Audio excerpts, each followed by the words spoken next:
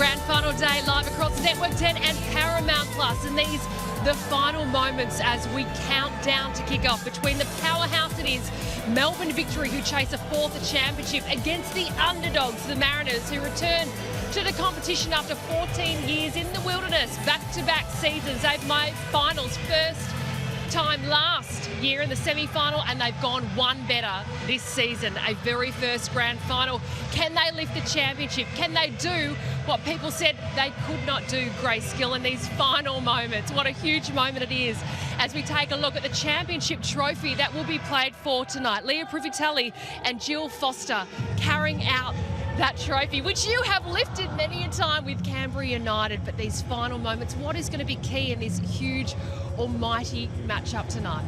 Well, really just fostering the energy, harnessing it in the best way possible, going through to kick off and then just managing the game out. There's a contrast of experience between these two teams.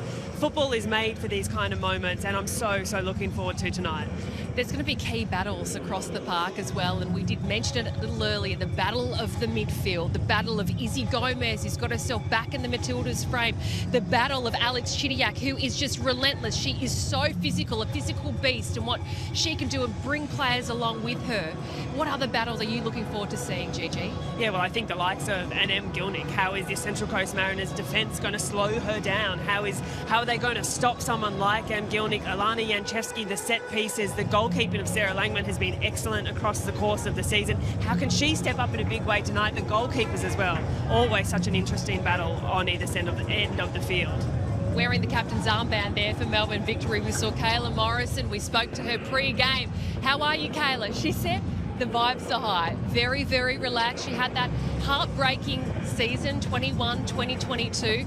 Melbourne Victory went on to lift the championship, and she was in tears, of course. She had to sit out and watch her team achieve what she wanted to be such a big part of, and she gets to do that and potentially fulfill that dream tonight. Well, one thing's for sure is that when Kayla Morrison is around, the vibes are always high, and I think there is a really good energy around the Victory team this season. And, you know, without good energy, you don't see the kind of results that they've produced. 15 games undefeated. They've been a team that's been really tough, not just for the Central Coast Mariners this season, who haven't been able to beat them, but for the whole league, and that's why they're here today.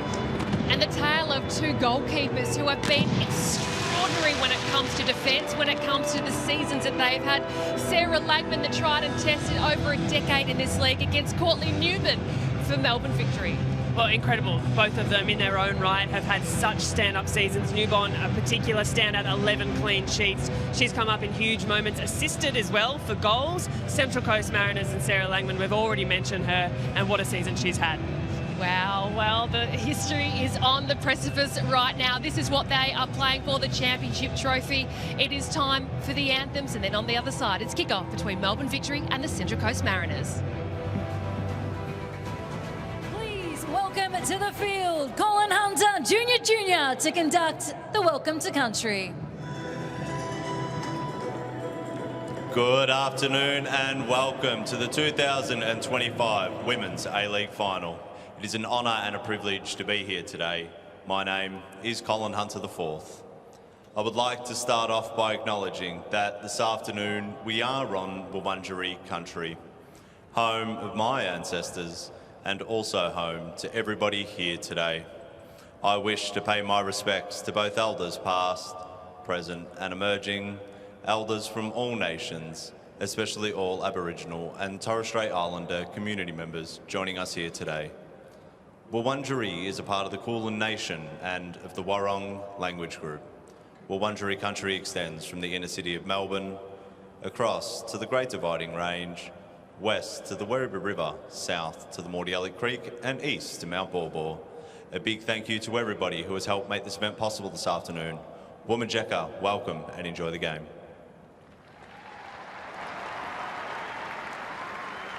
For those who are able, please be upstanding for the National Anthem of Australia, to be performed by Emanuela.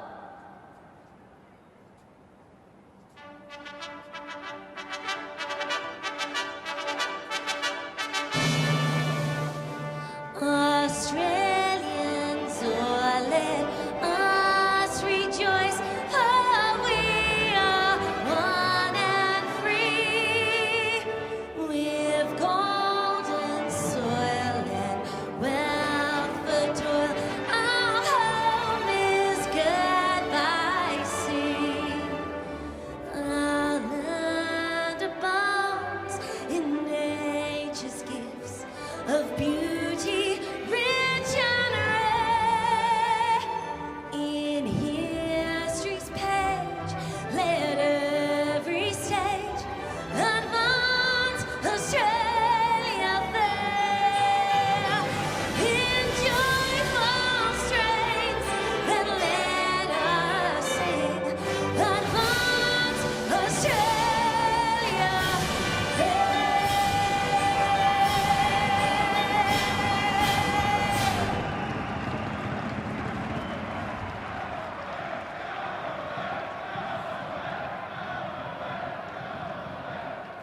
And tossing the coin for today's So the emerging national anthems observed, some players trying to sing, others just drinking in the moment. It's the Ninja A-League Grand Final. Melbourne Victory against the Central Coast Mariners. Melbourne Victory on the hunt for a 4th A-League Women's Championship. The Mariners in the decider for the very first time. And as handshakes take place pre-kickoff, the Mariners will be encouraged by having eliminated Melbourne Victory from last season's finals on penalties after a wire-to-wire 0-0 draw. However, in more recent times, Melbourne Victory has had the Mariners measure, winning the last 2 head-to-head, and prior to that, a 1-1 draw in Unite round. So it's the 4th meeting between the teams this season. They know each other incredibly well. And it does mean that we're expecting something different and maybe something a little bit more daring from the 2 coaches, particularly Em Husband and the Mariners. And that might be reflected in the change in formation and very minor tweak in personnel, going from the semi-final against Melbourne City to today's decider against the Melbourne Victory. The weather in Melbourne is cool, heading for a top of about 18 degrees, no wind, and for now, sunny skies, and hopefully any impending rain will hold off as we see teams go through the final formalities before they line up.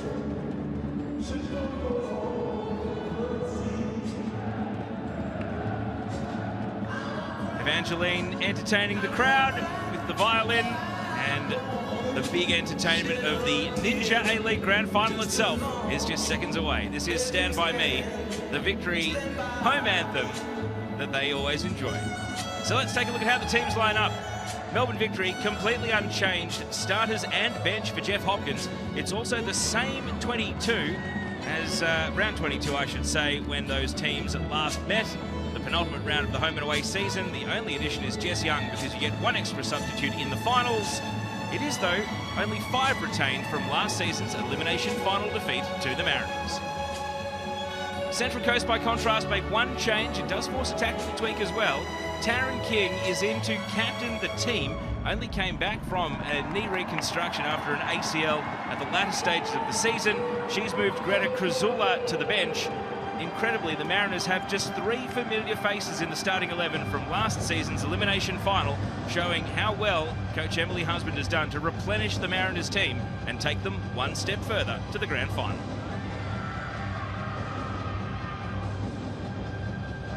On delivery with the match ball is the Isuzu Mini D-Max, making its way out onto the centre of Amy Park. It's the grand final for the Mini D-Max as well, and it's done its job. And you can see how much our referee for the game, Isabella Cooper, is enjoying the moment, announced this week as the referee of the season, and also her first Ninja A-League Grand Final. Assistants of Maddie Allum and Paola Orlandi, 4th officials Molly Godson. Jeff Hopkins has been a mainstay of the old W League and the current day A-League. He's in his 7th grand final, and he's looking to extend his lead as the most times champion. Em Husband is the first woman to coach in the Ninja A-League Grand Final since 2017, hoping to follow in the footsteps of Jen Fishlock and Yitka Klimkova as a woman to win the title. So all in readiness for kickoff, both teams in their home kits for this one. There's only ever been 1 come-from-behind win in the history of the Grand Final, the 17th edition of which is about to get underway. Melbourne Victory kick-off against the Central Coast Mariners in the 2025 Ninja A-League Grand Final. And immediately physicality and a foul given away by Sarah D'Apollonia on Bianca Galich, giving me the chance to welcome to the broadcast former Matilda and 2-time W League winner, Grace Gill. Well, thank you, Teo. Thank you. It's truly a pleasure to be here, and finals football is special. Few players in their career get to appear on the biggest stage, the biggest game of the season. And what a season it has been for each of these teams in season 17.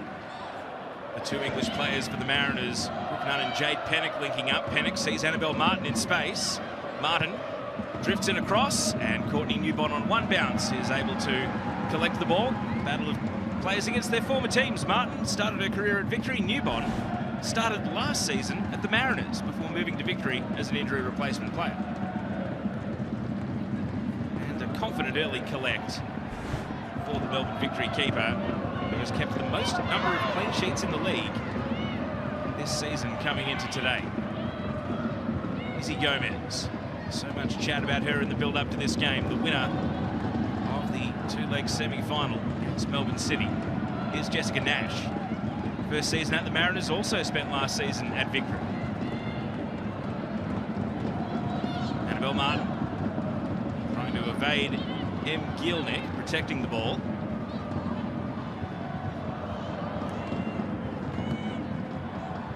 Good atmosphere rumbling around Amy Park in the opening exchanges. And Grace, these nervy moments are where players just want to get a feel for the ball and get up to speed with the game. So important, those first couple of touches. You just want to get them out of the way, almost settle into the game, find your rhythm. And interesting just observing the shape of the Mariners in these early stages. Gomez advancing through the left. Pennick was waiting in the middle, but ball is not allowed to arrive. Cleared emphatically by Alana Murphy, who won her first Matilda's cap during the course of this season. Just 19 years old, Murphy. Ball is hugging the Mariners' left side these opening minutes, but Martin can't make a play at the ball initially. Ellie Wilson trying to hold her off, and the end result is a goal kick. To my earlier point, Mariners had listed on the team sheet a 3 at the back, which looked to be Taylor Ray pinning down the centre of the defence, but as the game has kicked off, just starting to see that it might actually be Ray who is returning to a more comfortable position at the centre of midfield. Nash and King, the centre-half pairing in that defensive line. Coach is always keeping us guessing. Flannery, this is Nikki Flannery. Izzy Gomez in from the blind side, couldn't pickpocket her. Does enough to affect the pass though. Sarah Dapolonia, the American, chases it down to the corner. Now Alex Chidiak. Chidiak takes on Nash. Two Mariners players in each other's way, and that will lead to the first corner of the game. And with so much talk about set pieces coming into this match, giving away a corner for free is the last thing the Mariners wanted to do. Well, this is clever defending by Jess Nash. She gets the timing right to get her body in front of Chidiak, who we know is fancy-footed, and a little miscommunication between King and Nash. King quick to apologise.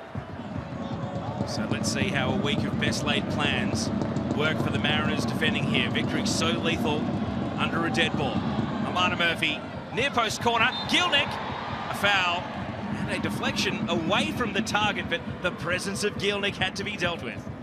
Yeah, and we've seen this play from Victory before. The near post delivery, this time Gielnik the target, a little too heavy-handed through the back of Jess Nash on that occasion. But she's such a threat, as is Annalise Rasmussen, who was just behind the shoulder of Emily Gielnik. No surprise that she attracted not one but two defenders. Martin. Galich. This is Sarah Rowe, the Irish right back. Trying to find a way to Brooke Nunn down the line. Kayla Morrison takes over for Victory. Sees Murphy in midfield. Turns right into the challenge of Gomez. And now it spills. Taylor Ray. Murphy's done exceptionally well to keep the ball, but then can't deliver a pass out to the running Gielnik through the right flank.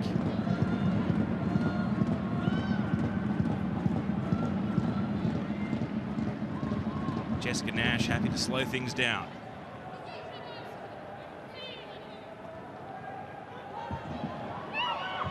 Galich wants the long ball, and she sends that long into no man's land. Gives us a chance to throw down to ground level. Neve Owens, good afternoon.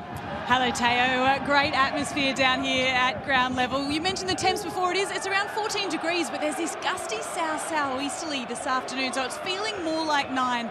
We know there's been really heavy traffic on this pitch over the last few days, and Melbourne's weather has kept things interesting as well. So at that northern end in the penalty square, it is pretty messy. That's where Sarah Langman will be trying to keep her feet in the penalty box throughout this first half. Another little interesting mix is that we've got the North Terrace at the southern end today, Teo. As we see Brooke Nunn, well, getting a foot on Kayla Morrison's clearance. Rowe over the head of Rasmussen. Gielnik helping out the defence. Chidiak starting deep in defensive midfield. Wilson back to Claudia Bunge. And Bunge calms things down. Back to Newbon.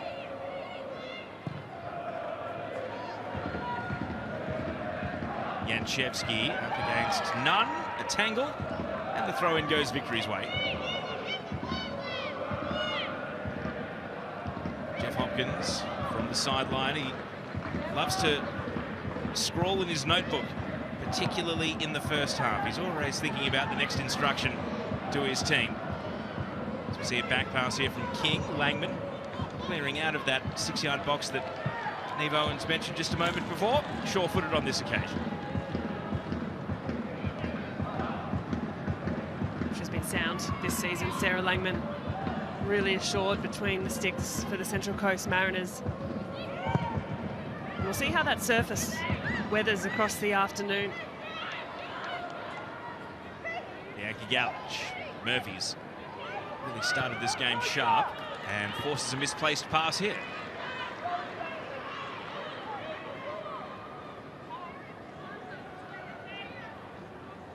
Emma Husband looking calm in the opening exchanges. Not too much chatter coming from the Mariners sideline just yet. A club that's known so much success in the A-League men's in the last 2 seasons. Shallow back pass here. Nash thought she was fouled. Rachel Lowe, keepers out. The cutback for Gilnick. Desperation from Annabelle Martin. And the Mariners made it scary, but somehow they clear it out for a corner. Well, some nerves from the Central Coast Mariners. Not quite dealt with. A shallow back pass. Nash had this covered. Had attention from Lowe, but just didn't get the pass right. A little shove in the back. She was seeking the foul. Not enough, says referee Izzy Cooper. And Langman almost commits the challenge. That's a very good defensive duty from Annabelle Martin on that occasion. Langman waiting in goal as Alana Murphy sends the ball right onto the top of the pack of players. Taylor Ray first contact. Wilson made a contest. Dapolonia. Gilnick! The whistle goes. The flag is up. Cut the celebrations short at Amy Park. M. Gilnick thought she'd scored in a grand final for the first time since 2012. Not to be.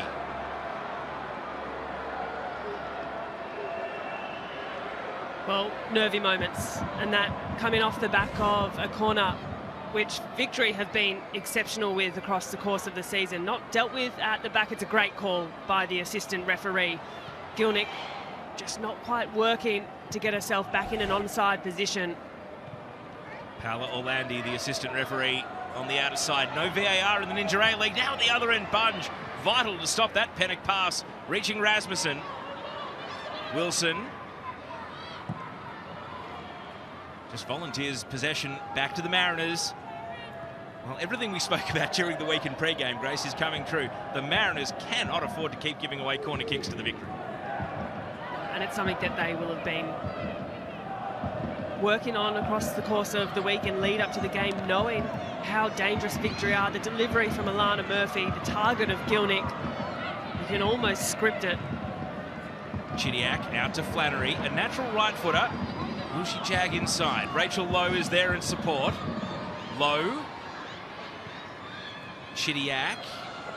Flannery was going to ground. Half-hearted shouts of a handball against Nash. Play continues. Janchevsky. And now some no-nonsense defending coming from Nash. And the Mariners just need a foot on the ball to steady them at present. And sometimes it's just about relieving the pressure. The clearing kick from Nash, albeit handing possession straight back to Victory, will just give Mariners half a breath to try and reset. Get the feeling they're just a little bit flustered in this opening 10 minutes. Hand against the body or arm against the body? Yeah, I'd say that's inside the frame of the body there from Jess Nash. What a first 10 minutes. Dapolonia, Gomez and Ray unable to win the ball though. Murphy went to ground. Taylor Ray kept her feet. It's a little pop pass over the top. Second ball's on though for Brooke Nunn. Things might just work out for the Central Coast. And Nunn sends it back to Jessica Nash.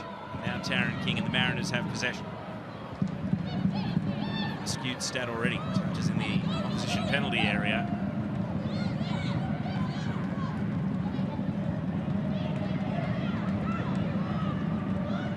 Sarah Rowe. Alana Janchevsky read the ball, but not able to keep it in. So the Mariners do advance up the pitch. Janchevsky, a makeshift left back. After the club's previous makeshift left back, Beattie Goad, retired to pursue her medical studies mid-season at the end of the calendar year. And Janchevsky again concedes a throw. What a season Alana Janchevsky's had in that left full-back position, particularly because she loves getting forward and providing an outlet in attack as well. That left foot, keep an eye on that across the course of the afternoon. None. First time cross. No one home for the Mariners. Shallow clearance from Morrison. And then Gomez did not strike it truly and sends it across the face and out. Well, the clearance not convincing from Morrison. The strike not convincing from Gomez.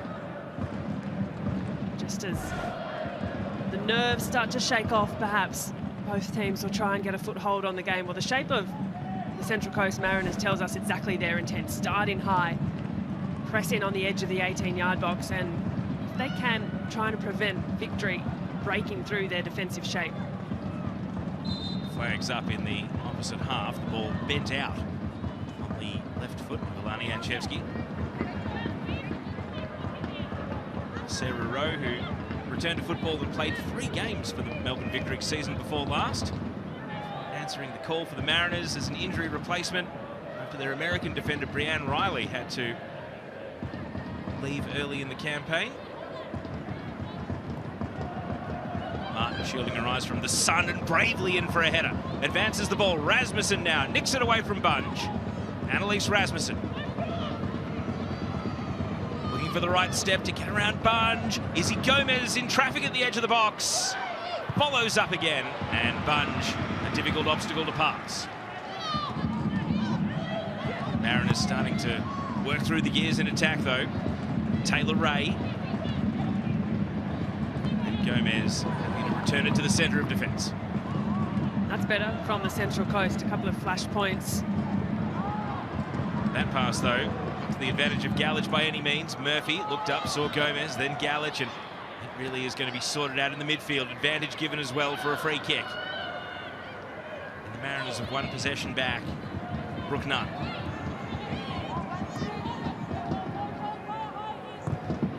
We spoke pre-game about the midfield of Chidiac and Gomez and the battle we expected to see there. Not necessarily knowing that Taylor Ray would play a key role in the centre of the park for the Mariners, how that comes to terms with players like Sarah D'Apollonia, Alana Murphy. Pennick, good little side step, and then a shoot on side policy. Sends that one high and wide, but was able to get the better of Morrison initially. Well, Pennick rather does have this ability. Just a little jink around. Morrison had committed. But again, the setup and the shape from the Mariners. Pennick ready to strike on the edge of that 18-yard box, not wanting to give the time or space for Victory to play out. D'Apollonia turns into Galich, immediately under pressure. Through comes Gomez, and the whistle goes. Fouled by Wilson. There have been games this season, Grace, where Victory have conceded as few as 4 or 5 fouls over 90 minutes. They've already conceded 3, so the Mariners starting to ask different questions of them here already. Whether it's that nervous energy nipping into challenges, or it's been a direct instruction for Victory to approach this one physically. No thoughts of playing the free kick quickly. The Mariners setting up for a mid-range free kick here. Taylor Ray drops it at the penalty spot. Gilnick, Gomez, well, a couple of attempts, one on the right foot, one on the left. Neither of them struck particularly well. It's been an amazing week for Izzy Gomez, though. Named in the Matildas, named in the PFA team of the season by her peers, and of course scoring the match winner in the semi-final. She had Ellie Wilson closing her down well. Had to get a strike away quickly. Felt the pressure coming.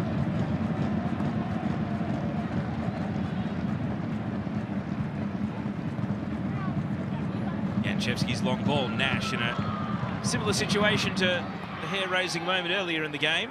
Langman's turn to feel the heat from Lowe. Now King, and Lowe calls off the press. Daphlonia takes up arms though and forces King to switch flanks. And Nash is not going to dice with any more danger. Switches over to Martin.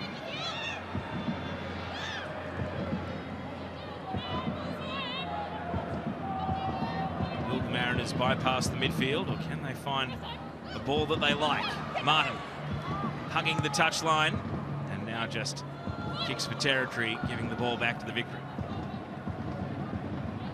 Just a touch wasteful in the end from Annabelle Martin, searching for the pass that wasn't quite there, but just Nash, you were just mentioning, Teo, what a season she too has had with the Mariners, former Victory player herself, so a bit of a gamble really for a young player to move to the coast.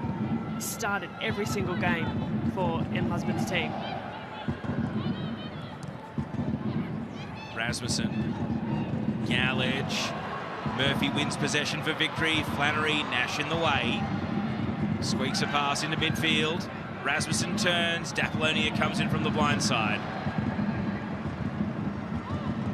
Rasmussen just needed a shout from a nearby teammate there as the American came bustling through. Sarah Daphlonia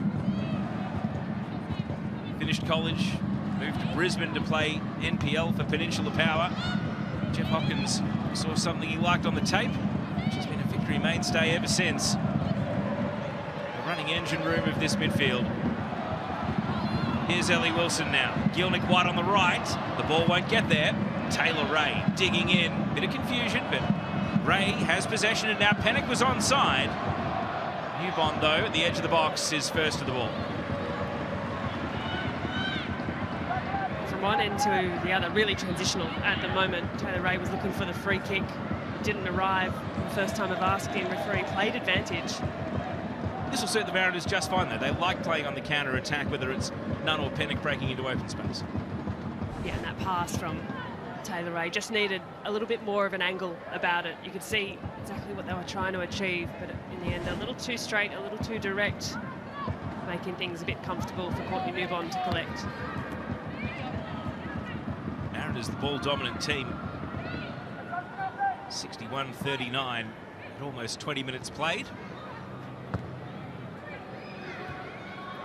Skipping off the head of Rowe, work for King to do, an aerial duel now. Murphy used her body well to outposition Gallage, and then Morrison came through with force. And it'll run down to Sarah Langman. Game 107 for Langman today. Before this final series, she held the record for the most games played in the Ninja A-League without playing in a final, so she'll be thrilled to have kept a clean sheet against the undefeated premiers Melbourne City last weekend. Hoping to do so again today in the decider. Speaking of clean sheets, here's Newbond at the other end.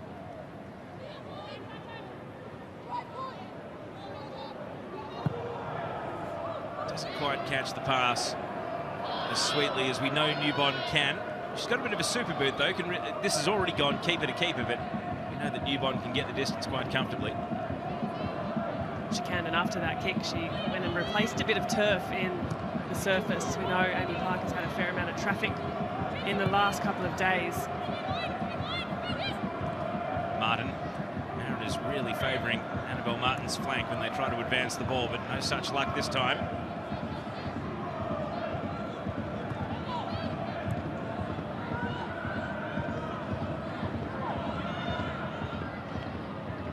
Both teams have settled in. Victory have had some good chances. Now it's the Mariners' turn to go to work. Rasmussen, Pennock, spinning straight into Morrison. Nunn waited for the bounce. Twisting and turning, Brooke Nunn, surrounded by Victory players, had only backwards as an option. Taylor Ray, quick to turn. Annabelle Martin. Gomez turns and faces.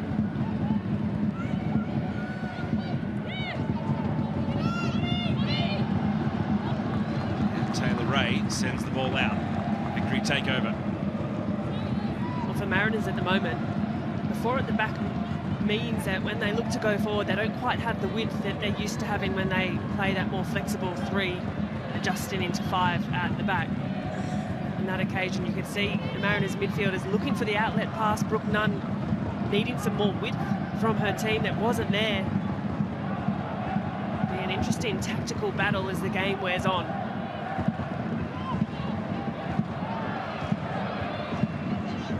Gallage did well to win the ball. The pass was a bit of a hot potato for Nunn. Janchevsky immediately under the pump from Pennock. As the ball is cleared out. Mariners win it back. Janchevsky disappointed. Good opportunity. Up we It's come. the two-pronged English attack. Nice and tight. Can we get in there? Eavesdropping on Jeff Hopkins. Let her have it then.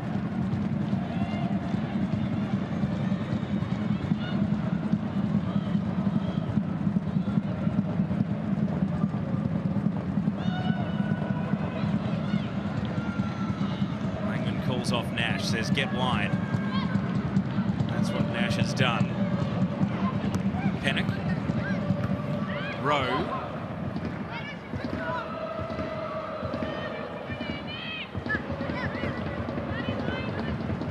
To the side, that's a good job. Chidiac. Hard foul by Brooke Nunn. Flashpoint in the game. We know that Nunn can be such an instigator.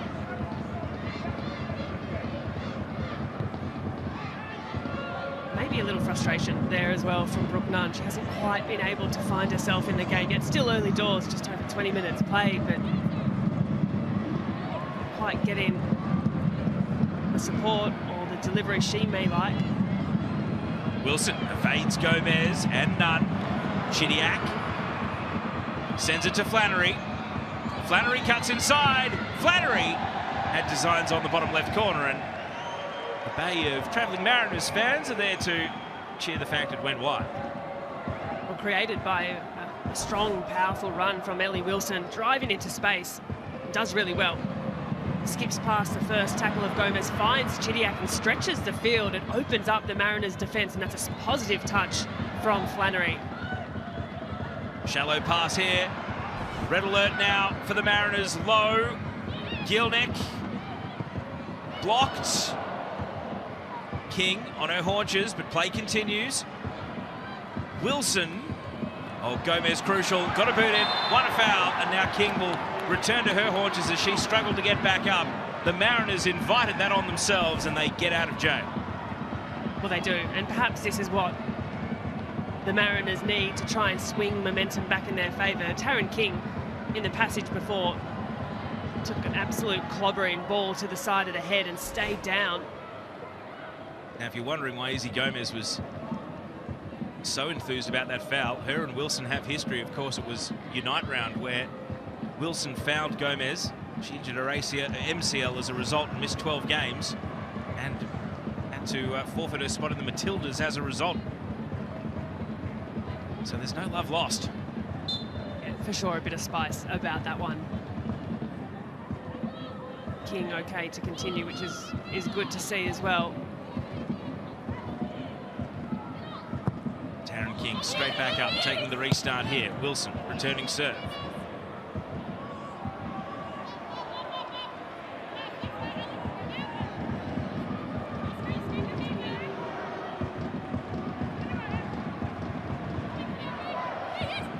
Gallage trying to use the momentum of the throw-in. Another hard collision. Well, it seems like that Brooke Nunn foul on Alex Chidiac 3 minutes ago has just turned the game to a bit more of throwing mortars from one trench to another here in the midfield. Not too much goalmouth action. Midfield battle is really ramping up.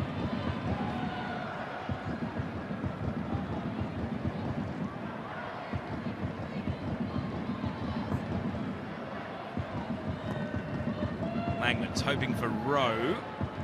And Rowe with the gentlest glancing header that is out off Flannery. First season at Victory after moving from Canberra, Nikki Flannery. Keep her outside! Outside! And in spite of the instructions of Jeff Hopkins, Rowe did find a pass into the middle, and that's where Gomez can go. Apollonia hustling to get back defensive side. Martin front of Rasmussen, but Claudia Bunge is there and takes aim at the advertising boards around the ground. Well, smart cover by Bunge, which has been the story of her season, really. Claudia Bunge near faultless at the back alongside Morrison. But a switch of play that was more effective for the Mariners, just opening up the field, stretching things wide.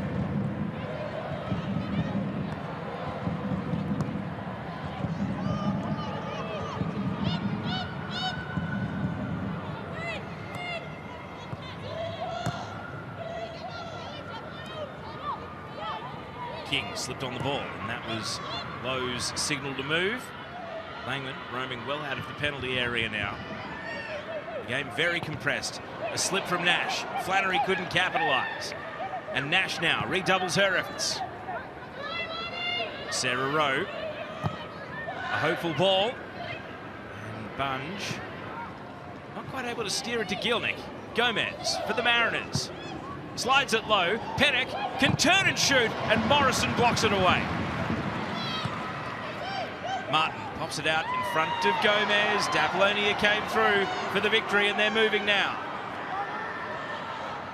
And things just decelerate because Lowe and Flannery sprinted some 30 metres ahead of the ball, and I just don't think Daplonia had either of them in her line of sight.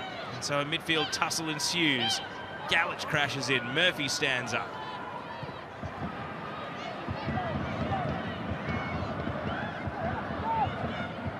Now Janchevsky in a bit of space. Low, tough pass to control. Flannery overcomes Taylor Ray. It won't find a way out just yet. Now it does. Both teams think it's theirs, and the assistant referee says victory throw. Well, end to end at the moment, transitional game.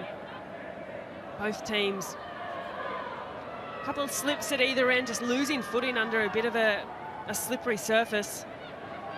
Flannery got the better of Rowe, but not the better of Nash. Rowe was increasingly starting to grab and grapple at Nikki Flannery, but had defensive cover behind her. And she had to work back as well. Victory had the break. Flannery finding really good space, and Rowe had to put on the afterburners just to get back into position.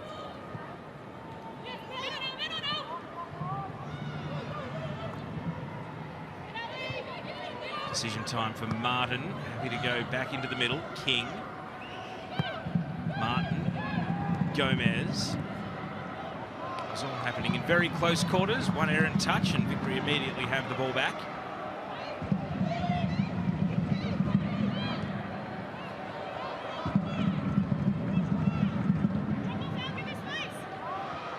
Chidiac. Now Murphy. King is across, but the ball's going straight back to Wilson, so the Mariners can't clear their lines just yet. They can. Gomez sends it 25 metres up the pitch.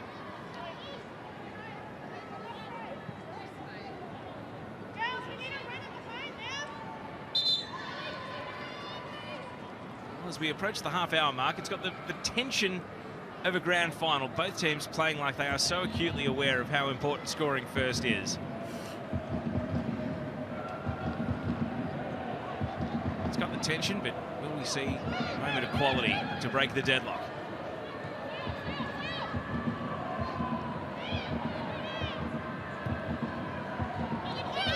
Martin was surveying the options before the ball arrived, and Rasmussen is where it goes. Receiving her duel with Claudia Bunge. Again, it's the New Zealand international defender who prevails. It's a good battle starting to shape up between Rasmussen and Bunge. Rasmussen able to play that target role. Seen on a few occasions the pass to her feet, but Bunge is right behind her, closing her down, not affording her any time on space on the ball.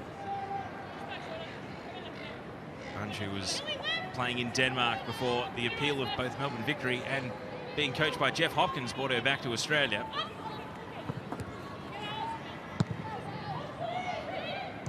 Pennock. Chidiac and Murphy combine effectively. Now Chidiac not quite able to thread through Flannery. King did well.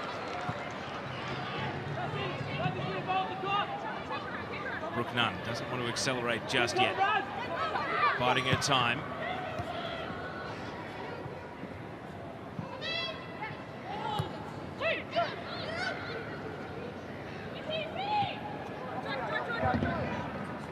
Chidiac really taking the game on now. Flannery, Dapolonia, trying to shrug Gomez. It's Dapolonia, blocked by Nash. And Flannery follows up. Oh, and a bounce off the turf that just made Langman course correct at the very last, but still a comfortable save. Well, it fell kindly to Flannery, who's hit that neatly. Langman working across, but it can skip up off the surface.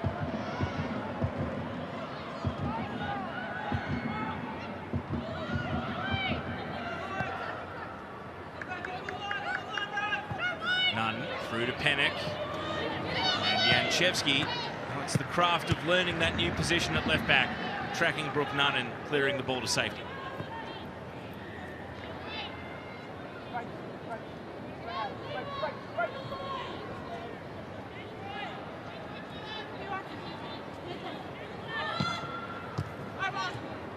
Murphy's turn to clear to safety again. Mariners don't appear to have a designated long throw specialist. Let's see if Rowe gets a bit more distance here. Happy to go short. Galich trying to roll away from Janchevsky, and that will be a Mariners corner. Well, corners for the Mariners haven't been as happy a hunting ground as they have at the other end for Melbourne Victory, but nonetheless, it presents an opportunity. The target, Annalise Rasmussen, the tallest one in this Mariners team. It'll be interesting to see who goes over to pay her close attention.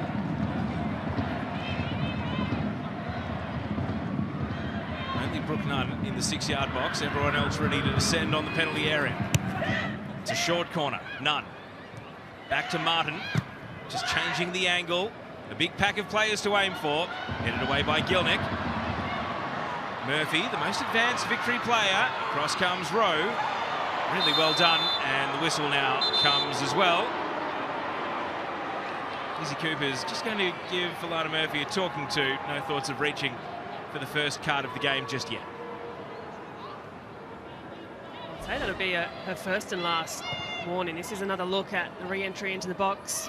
Annabelle Martin searching for that pack of players. Off the head of a Victory player in the end. This is great defending from Sarah Rowe. Gets her body across the line. Perhaps Alana Murphy is a little lucky to get away with that one. Flannery. Chidiac takes over. Happy to double back to Janchevsky. And Janchevsky even more so to Morrison. Well, Mariners fans watching might be right to ask, was M. Gilnick grabbing the shirt of Annalise Rasmussen in that aerial duel as well? Your eyes have got to be everywhere in a big pack of players like that, as we see an ankle tap from Wilson, and her duel with Gomez continues. And again, I think Izzy Cooper's putting numerous players on their last warning. Yeah, just a little late to the challenge there, Ellie Wilson. And Izzy Gomez made sure referee Izzy Cooper knew about that one. Galich passed straight into a 1-on-3. Do something with that. She squeaks out to the right side. Rowe. Nunn. Rowe trying to continue the run. Janchevsky, good use of the body. Disguised it well. Sees the ball to safety. So just under 10 minutes of regulation to go until half-time.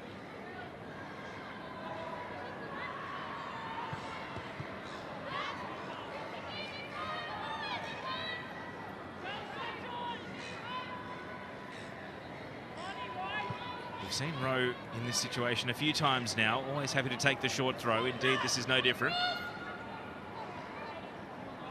Nunn. Spins, and that will be a throw-in right next to the corner flag now. So the Mariners have got nowhere to go but into the middle. That's what Rowe is going to try. Galich right at the edge of the box. And a corner kick the result. So the previous one went short. Do you go for a more conventional delivery this time, Grace?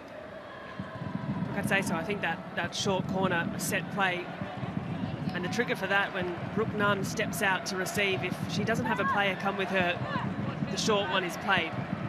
If Rachel Lowe follows her closely, then perhaps Annabelle Martin looks to put it into the dangerous area. Lots of numbers in the box. This time it looks to be Emily Gilnick who's standing close alongside Rasmussen. Martin goes for the short corner again. Jessica Nash this time. Martin, a free cross. Beyond the far post it goes and over the head of Galich, the Mariner it was closest to. And Janchevsky, getting it done on both sides of the pitch. And this time a body check that has left Galich a little winded as she has a heavy landing.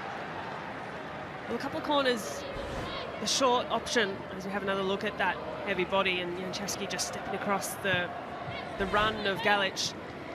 I thought Martin's cross into the box in that last one a little too long, just really needing to whip a fast ball across into a dangerous area, ask a few questions of the defence. More to the story there, or just one for Galich to put in the memory bank, that collision? Galich, who is Australian born and raised, but now has 2 caps for the Croatia national team, those coming during the course of the current Ninja A-League season. It's a path well trodden by a number of Australian-raised men's players, but something of a rarity for the women. Speaking of the men's, though, the second leg of the Isuzu Ute A-League men's semi-final. Auckland head home with a 1-0 advantage against the Melbourne Victory. That's coming up next Saturday, 3 p.m. Melbourne time. Victory with it all to do on the road against the Premiers. Here's Rasmussen. Nunn. Streaming forward Nunn and blocked straight off the boot by Janchevsky, who did exceptionally well. And now Victory can slingshot down the other end. Flannery. Gilnick. And Gilnick just hasn't been able to re-engage with the game since that disallowed goal in the opening minutes. Janchevsky now becoming a bit of a beacon for the physicality. It doesn't matter which Mariner the opponent is. Yeah, no backward step from Alana Janchevsky. Willing to get stuck in, really good use of the body, clever use of the body as well. And I thought that last attack from Victory, the pass from Flannery was just half a step behind Emily Gilnick where it needed to be. Gilnick in space and loves striding into open field.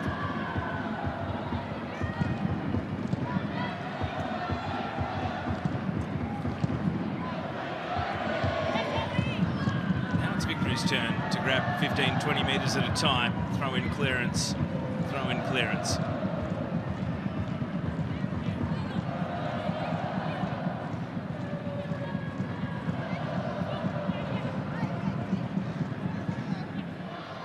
Chidiac. Janchevsky. Murphy.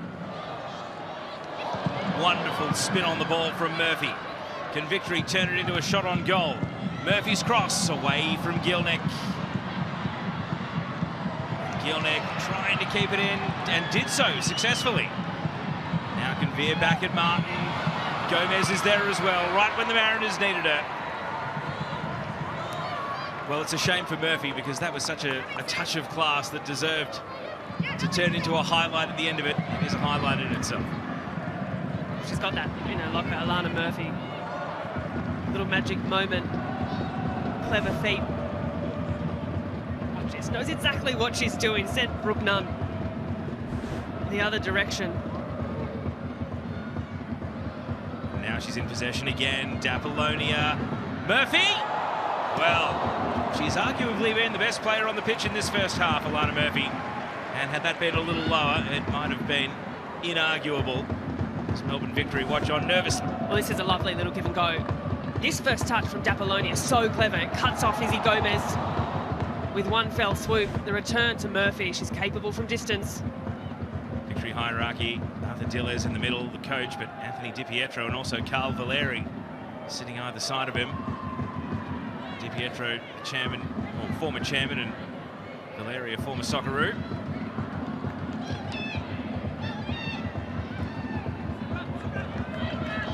Rasmussen. And that was important from Bunge because Rasmussen is so quick into open field.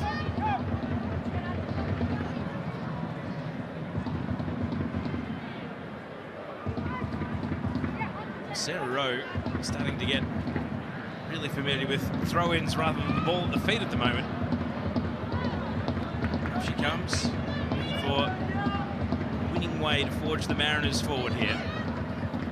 Galich offers a run off the head of Janchevsky. Flannery.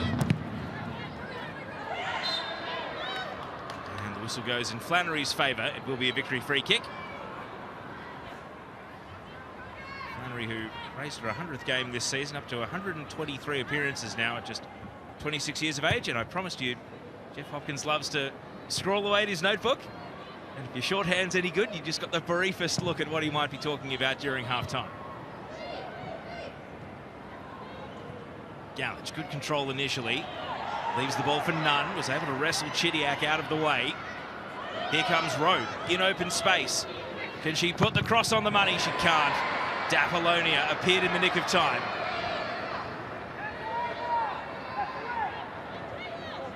And it's going to be victory's throw. And it's safe to say, a player like Sarah Dapolonia, whose main trait is her endurance, just gets better as the season goes on. Yeah, she's been really strong the tail end of the season. Incredible engine. Sarah Dapolonia will run and run and run, and on that occasion Sarah Rowe just laboured on the touch a little too long and invited Dapolonia in to close her down. Galich. Oh, the whistle goes this time. We saw just a few moments ago Alex Chidiac thought she was fouled, and the referee Isabella Cooper decides that is beyond the realms of fairness. The wrap around the arm from Bianca Galich. She's just trying to work and roll off the body of Alex Chidiac, but clean palm across the face, and those ones hurt. Back pass from Dapolonia, seized upon by Pettick. Victory getting numbers back. Rasmussen, well, even if she did stay onside, it's a moot point as the ball was cleared in the blink of an eye.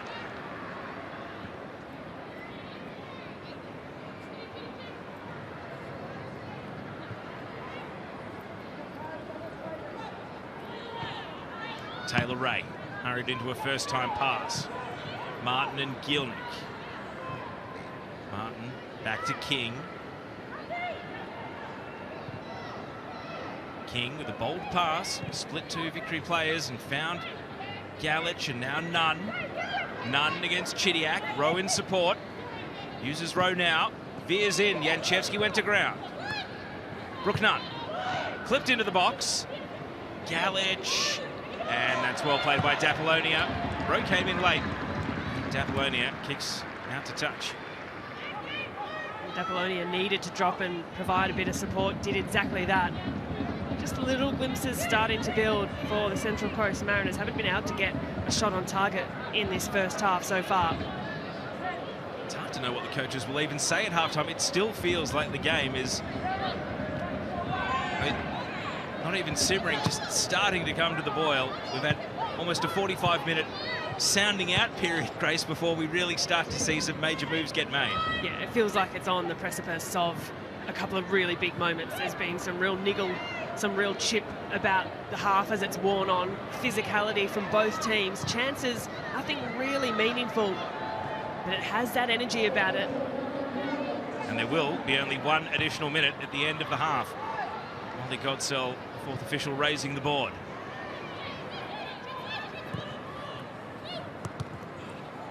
Martin stuck against a couple of players, but unsticks and has done really well.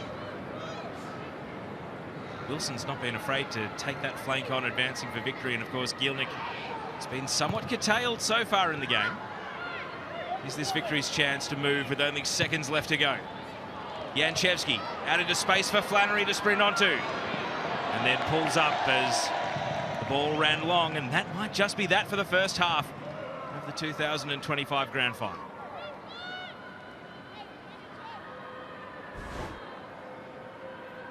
The idea was right. Quick surface though. And the whistle goes without the goal kick even being taken. An arm wrestle well and truly. M. Gielnik had the ball in the net, but rightly given offside and disallowed. And even though there have been some hair-raising moments for the Mariners, their clean sheet's intact. And they are looking for a golden chance of their own. It's yet to really appear. And this grand final has plenty more to offer. Half-time, it's Melbourne Victory 0, Central Coast Mariners 0. Well, that was a huge first half. Both teams just feeling it out. We are off to a short break. We'll be back with the Hungry Jacks halftime show where I'll be joined by Lydia Williams and Grace Gill. See you soon.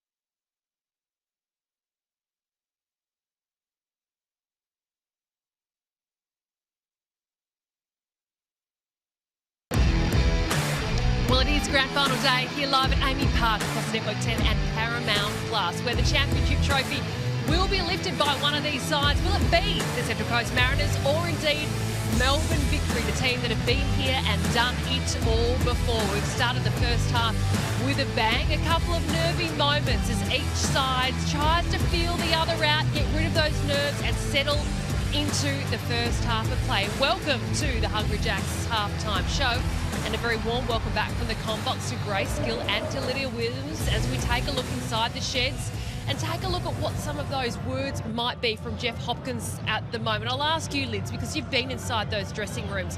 What will Jeff be liking about what he's seen in the first half? Because Victory started with a bang. Yeah, I think he's going to really like the pressure that they've been putting up there in front, especially in the first couple of minutes. I think the part that he's really going to focus on is how to get more possession in that front third, because they're starting to lose it a little bit and then trying to get countered, which is what we don't want, or what Victory doesn't want against the Mariners. Let's take a look at the Harvey Norman highlights now. They are heavily dominated, Grace Gill, by Melbourne Victory. And that fast start that they did have, you can see the ball down the left where they've been getting a lot of that joy. And as soon as Bokrak-Jalo, which has had a fantastic run of form and a couple of games coming into this one, but they cause all sorts of problems for the Mariners. Yeah, a few headaches at the back for the Mariners defence, combined with some nerves, especially that first 10-15 minutes. Once they settled in, the Mariners found their footing, but it was still all Victory. And when they've got the attack that they do have, this one from Gilnick was offside. It was the right call, a good one from the assistant referee. But maybe took the wind out of them sails just a touch as the half wore on, but otherwise it was Victory winning that midfield battle. Very, very physical first half, and I think we'll expect to see that continue into the second. One of those key players in the midfield, Alex Chidiac, that was just on the ball, and you can see the opportunities created there. Nikki Flannery having a shot on target. How have they adapted this Victory side to the Central Coast Mariners changing things, Lydia, at the back, with the 3 at the back and then transitioning to a 5 at the back? Well, I think it actually gives Victory a little bit more time to build up and have that patience, but I think because then Mariners actually get their 5 players back, Victory have to shoot long. They're not creating those little small passes that they normally have throughout the season, so it is causing a little bit of a headache for them. And taking a look at the Ninja A-League Grand Final halftime match stats, it's pretty even when you look at that, Grace, especially when you look at that possession, the shots. But, I mean, yes, the shots on target, it is favouring Melbourne Victory. What do you think from the Central Coast Mariners perspective? What do they need to do come this second half? Well, they won't mind not having a great deal of possession, and although it's split pretty evenly at the moment, they won't mind if in the second half Victory have more of the ball, because the Mariners, for large parts of the season, hit on the counter, look for quick transition play, find space in behind, and I think they'll look to do that more into the second half. All right, that was the Hungry Jacks halftime show. We've got a huge second half heading your way, and do not forget the Matildas coming home. They're back in action. A 2-match series kicks off against Argentina right here in Melbourne and in Canberra. Don't go anywhere. It's a sea of green and gold. The Matildas are back in town. It is a new look, Matildas. Fowler's early ball. Heyman's there for number 3. A hat-trick. What a strike from Caitlin Ford. Ford, that is outrageous. The Matildas are back to winning ways.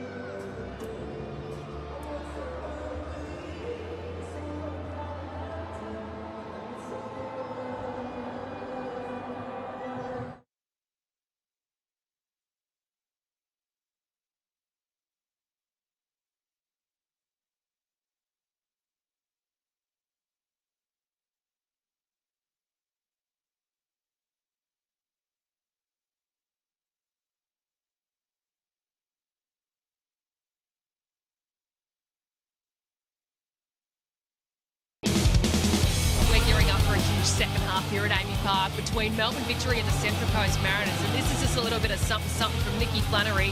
We know what she's got in her locker, 5 goals and 3 assists across the season, and has been causing a fair few problems for the Central Coast Mariners, Grace Gill and Lydia Williams.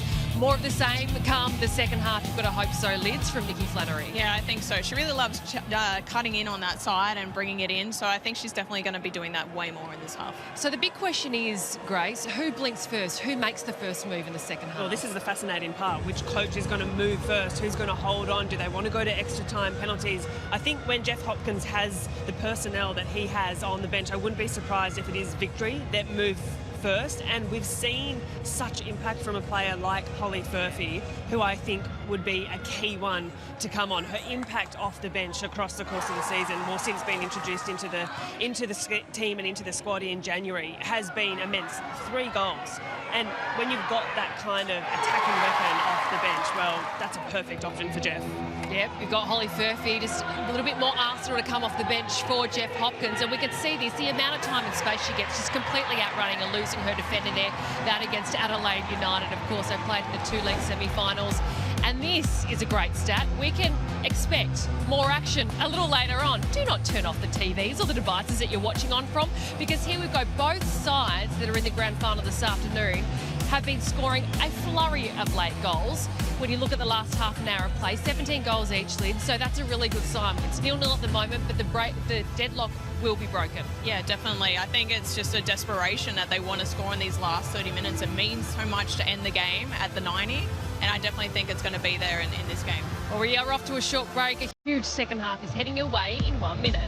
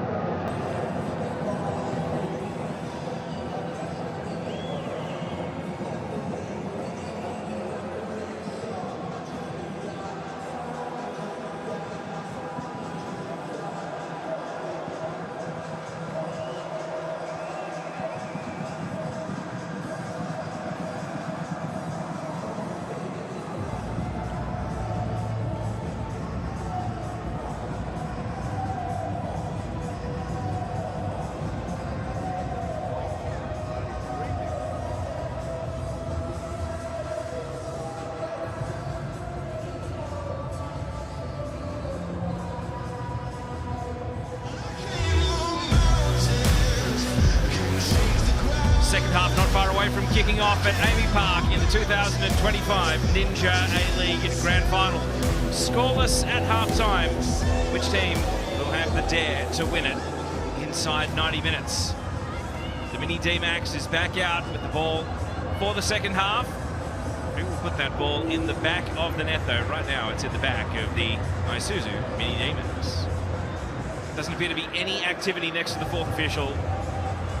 And neither team has subs warming up just yet. They are all seated on the bench, and the same 11s that started the match are set to go at the start of the second half.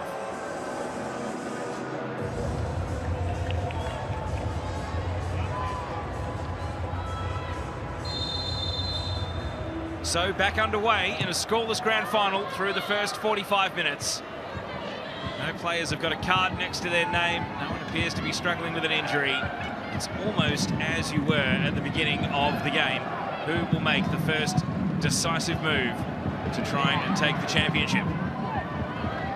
Taryn King and the Mariners trying to put their best foot forward in the opening seconds. Brooke Nunn and Jade Pennock linking up. Now Annabelle Martin. Slide challenge will deflect central. Pennock. Galich and Pennock are 1-2. Rasmussen trying for a very tight triangle, and Lana Murphy was in the right place to take the ball, but Dapoloni has given it away. And a slip. Gomez! Isabel Gomez puts the Mariners in dreamland. The first minute of the second half belongs to the Central Coast. And this rising star of the Australian game has stepped up on the biggest stage of them all.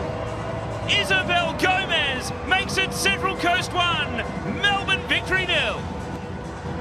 Well, the Central Coast Mariners have sailed into Melbourne. And haven't they announced themselves? It's a little slip in the midfield, not dealt with. Picked up the strike first, ricocheting off, and Isabel Gomez is first to follow up. Relentless, energetic, and can prod it into the back of the net. The net on the Harvey Norman replay. And the Mariners, what a dream start that is in this second half. Courtney Newbon diving full length, couldn't get there. Gomez making the most of the missed interception from Claudia Bunge. And Central Coast lead. If Melbourne Victory had a comeback, it's only happened once in 16 previous grand finals, all the way back to Sydney FC in 2009. And look what that goal means. It's the best week of her career. This 22-year-old with 7 goals in 16 games, playing as a midfielder. And with 1 goal last season, as we saw there, she's tacked now onto the all-time top scorers list at the Central Coast Mariners. Well, she's a player who is relentless, does not stop pushing forward, opportunistic. Victory looking for an instant reply. Rachel Lowe couldn't generate enough power to trouble Sarah Langman. Sam Kerr watching on from the stands. Matilda's star, celebrity icon, and as you can see there, the former highest goal scorer in the history of the Ninja A-League. At the time she scored goal number 70. Janchevsky's cross. Lowe was already going to ground. Gielnik, Victory have flicked the switch here. Mariners try to go with them. And the ball will run out for a corner kick.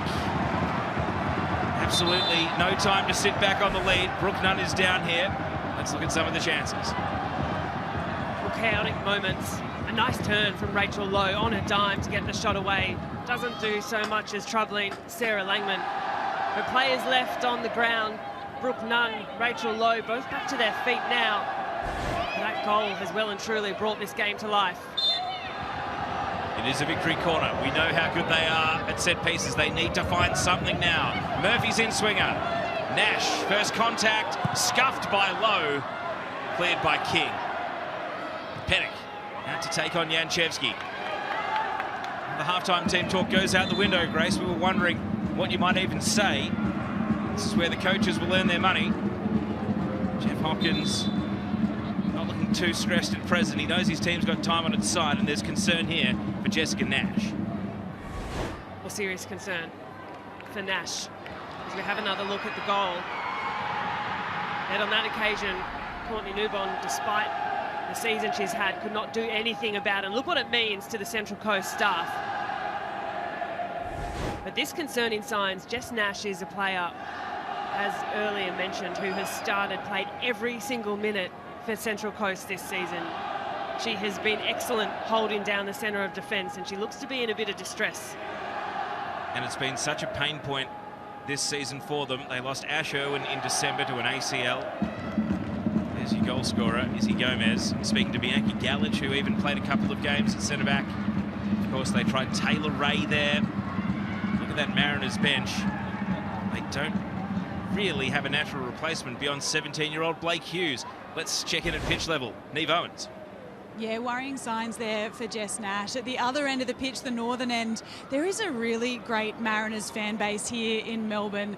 They were chanting throughout the first half. They have been loving life post that goal. I can see the drummer down the front of the north, what is normally the North Terrace. He was here yesterday. He met the Auckland fans in a pub a couple of hours before kickoff in last night's Isuzu A-League men's semi-final. They made friends. They had a common enemy. He came along last night to support Auckland, and he is back here today to support his team. The message from Jeff Hopkins to his girls at halftime was all about possession, being better on the ball, maintaining possession and their composure. So it'll be interesting to see now whether this experienced side, Teo, has what they need to fight their way back into this contest. As the hybrid effect, some of the Auckland fans have stuck around to support the Mariners. And they are all smiles at the moment. Jessica Nash continues to speak to the medical staff. So it's 10 versus 11, and the first card is out of the pocket. Bianca Galich is booked by Isabella Perry.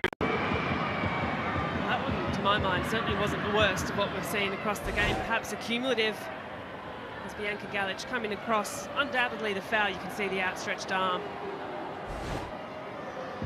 How much of a factor is also that it's, again, Chidiac, the foul magnet, the player that so often attracts the most physical attention of the other team, regardless of who she's playing against. Well, we'll see if Chidiac can evade them here. It's a nice pass out to the left. Janchevsky, sweeping ball. Langman's got to go. Got the punch on it.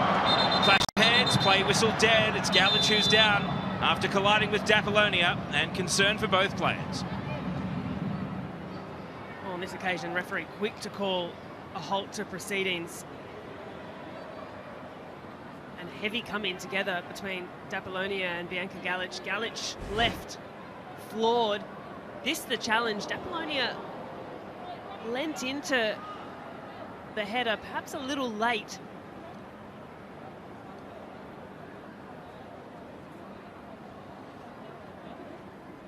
The initial clearance by Langman, and then the incident, which is now certainly preoccupied the Mariners medical staff. Spot fires going off. Jessica Nash is back on. Bianca Galich is down. It was a physical first half. Physical second half in this first few minutes. Jess Nash's return to the field of play, important. Bianca Galich now still on her haunches as this is that lovely ball. Janchevsky and Langman's off her line well. That's what led to the contact coming together. Unsurprisingly, discussions are taking place on the Mariners bench, and subs have been sent to stretch and to warm up. Dapolonia seems fine to continue. There are the Mariners subs. Greta Krasula would perhaps be the most like-for-like option, but Blake Hughes can play in midfield, and they've got an array of young attackers that could lead to further positional switches. The signs are good, though. Galich, who had been a bit of a wandering player, stints at Canberra, Western Sydney, but has really found a home at the Central Coast Mariners and has become a vital part of the team. Today's appearance, number 70 for the 26-year-old. Yeah, she's a strong player in the middle of the park, Galich, and you can see the confidence her team around has in her. Often the ball just passed into a congested area, and it's Galich who receives under pressure. Both players now returning to the field of play, Dapolonia and Galich, which is good to see. And with those two breaks, we have flown through 9 minutes of this second half. Victory still looking for a response to conceding in the very first minute of the half to the Mariners, and they might be on for more here. Gomez, almost the most advanced player now, just a looming presence. Newbon is out to collect. Fancy that Victory really can't afford this game to become start-stop. So often in the first half we saw fouls and also series where it was throw-ins and clearances stuck against one sideline or the other. Victory got to get things moving. They've got a player down. Looks like it's Rachel Lowe in the centre circle. More issues appearing for both teams. Lowe's out of the action. Victory are just going to attack one short here. Flannery. Chidiac's getting forward to where Lowe might normally take up position. The ball's not arriving just yet. Flannery. Lowe. The kill there. She's back up and lively. Well, the Mariners, and I must admit myself, nearly totally outfoxed there by the revived Rachel Lowe. Well, she was down on her haunches looking for some support, signalling to the physio on the sideline. And then suddenly the late run, the late arrival into the box, it was Rachel Lowe. This is the moment. She just catches her own foot, it seems. Well, players know their bodies. I guess the initial worry that she might have been hurt quickly faded, and well, the ball was still live. Back up you get.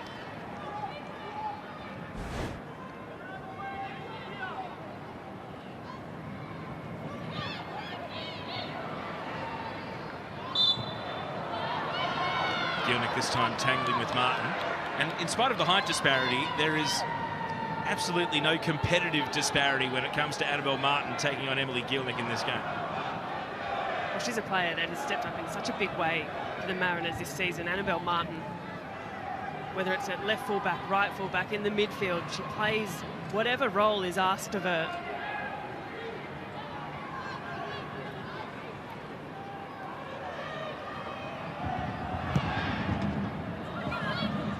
Nunn brings the ball down. Martin. A high bending ball. Bunge reads it in the air. Murphy. And he offers the ball up to Gomez. Pennock can't put a foot on it. As we get closer to the hour mark, you imagine it's Jeff Hopkins who might need to be first to act. Looking for a catalyst to create a few more chances for this victory team. Chidiac always attracting a crowd. Janchevsky. Byplay off the ball between Gomez and Chidiac. And Chidiac is thoroughly distracted here. Her attention went straight to the referee, and this game, with some of the byplay, is starting to reach boiling point. Jeff Hopkins is incensed as well. This is the battle we spoke about before kickoff. Alex Chidiac, Izzy Gomez in the middle of the park. Hustling, hurrying each other along. Chidiac goes to ground, looking for the yellow card. Izzy Cooper says nothing giving. Well, it is a mid-range free kick. As a result, Alex Chidiac is back up, having dusted herself off. That is the set piece that Melbourne Victory are surveying at present. Alana Murphy's the right-footed option, Alana Janchevsky the left, and it's Janchevsky who bends it in. It's allowed to bounce. And Bunge looking to make amends. Now to the corner with it all to do. Brooke Nunn gets involved, as does Galich. And the end result is a Mariners throw. And the hotter this gets, the more likely it is that Brooke Nunn will pop up and appear. Some meetings happening down in the bottom corner as we tick closer to that 60-minute mark. Which coach is going to move first? Which chess piece is going to be shifted? The strategy in this game. Anything you've got in mind based on what we've seen through an hour of the match? I think given the personnel that Hopkins has on the bench, I'd expect to see Holly Furphy into the next 5 or 10 minutes. The impact she's had for victory. Jeff Hopkins and his bench watching on. Sarah Rowe. Janchevsky happy to keep the ball in.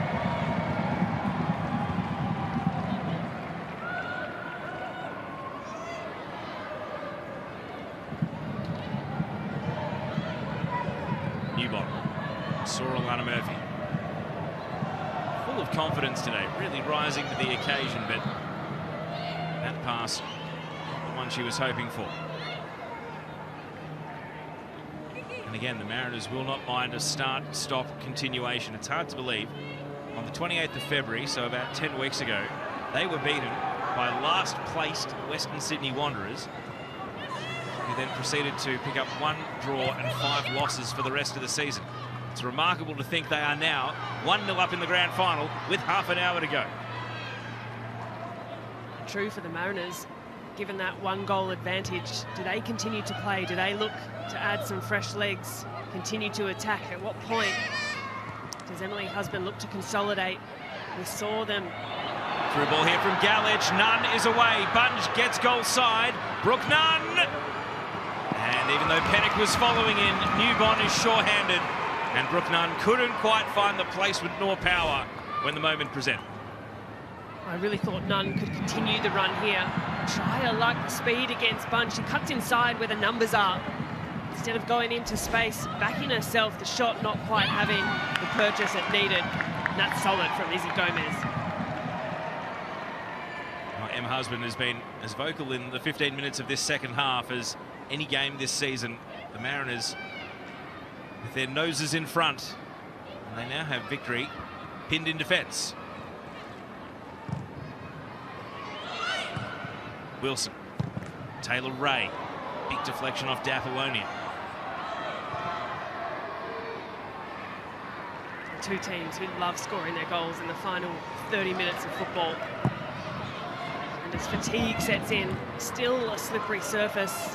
Whether this one starts to open up a little bit more. Good play from Flannery. D'Apollonia. Chidiac free in the middle. It's Alex Chidiac. Langman holds the save in the end.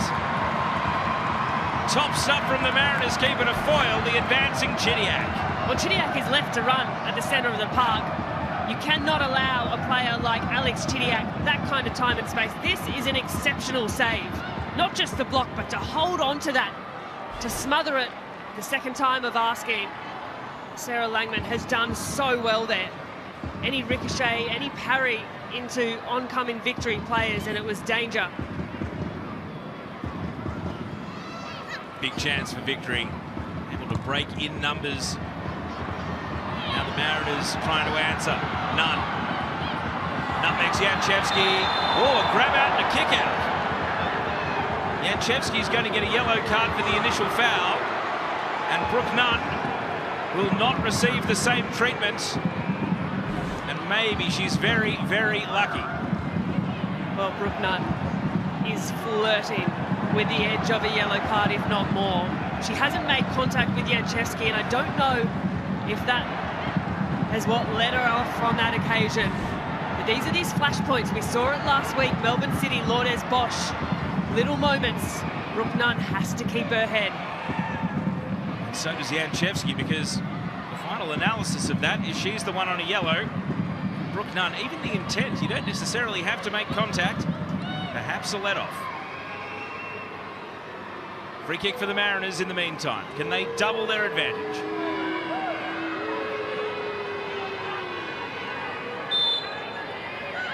Taylor Ray's free kick.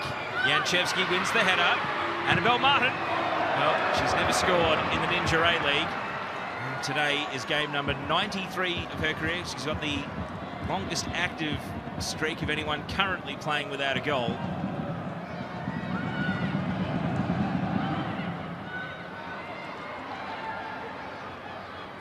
Of course, the Newcastle players watching on will no doubt be looking to their captain, Cassidy Davis. She broke the longest ever streak before finally scoring. Victory want an equaliser at the other end. Flannery put the ball well out in front, challenged Nash, and as the ball hugs the line, it won't go out. And the end result is a corner. Flannery is fired up about that. Well, these are important moments. Jess Nash working so hard to try and see this out. Just on the line, it hasn't gone over, and not the first time this afternoon. And a ball off the boot of King into Nash and out for a corner. Whistle's gone, and for the second time in this game, the ball's in the net for Victory, but it won't count. And Claudia Bunge is denied her redemptive moment.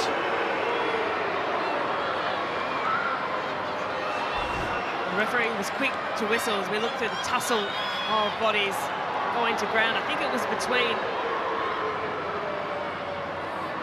perhaps Gomez and Morrison was the shout. But both players grappling. Gomez. D'Apollonia shoves over the keeper. D'Apollonia pushed Langman with both hands. That'll do it. And that is eagle-eyed work from Isabella Cooper, the referee. Yeah, a great spot there at the centre of the park. Quick to whistle as well. If you have enough spot fires going, it can be hard to put them all out. So that was, you've got to say, exceptional refereeing from the match officials. Victory are going to make their first change. It hasn't quite been Rachel Lowe's day. We saw her go down and then pop back up with a mystery injury. Her number's up, and on comes Holly Furphy. Scored on her debut right here at Amy Park against Sydney FC when she signed in January. Now they would love her to break through for goal number 4 of the season, the 22-year-old. She's got great speed, Holly Furphy. Good industry, fresh legs coming in. 25 minutes of regulation time remains. D'Apollonia threads a pass to Flannery. Gilnick. Furphy making ground on the left. What an introduction this would be. Gilnick's pass needs to be chased down. Furphy. And the ball finds its way out for a Mariners throw.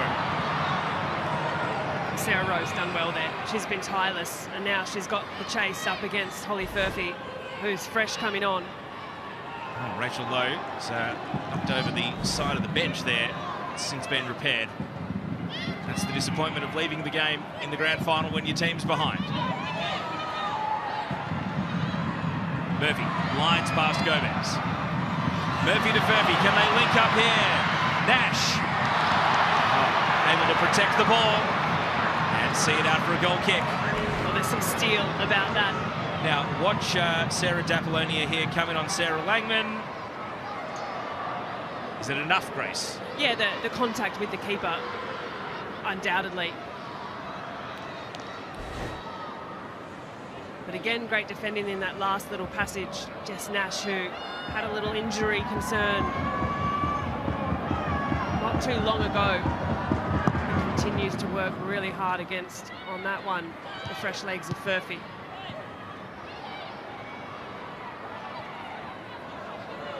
Brooke Nunn biding her time. Off the head of Wilson. Second ball for Martin. Galich. Caught from the blind side by Dapolonia.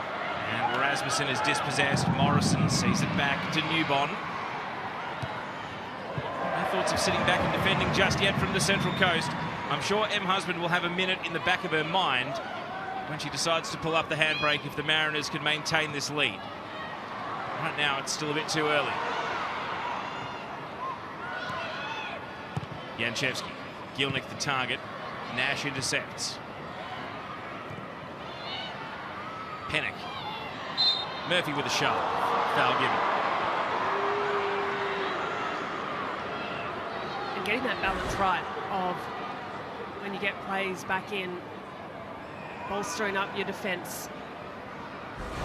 When teams do that, sometimes it can invite more and more pressure, wave after wave of attack, and Victory will be doing exactly that. They'll be looking to get the ball forward quickly. If Central Coast Mariners sit back in, they're going to have to absorb a lot of pressure, and there's still a good amount of time to play.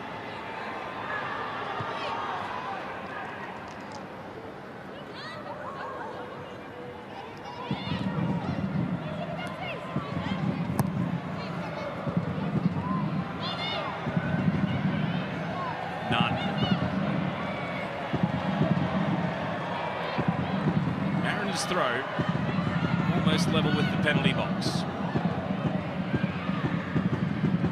Rowe puts it in. Galich goes to ground. Janchevsky.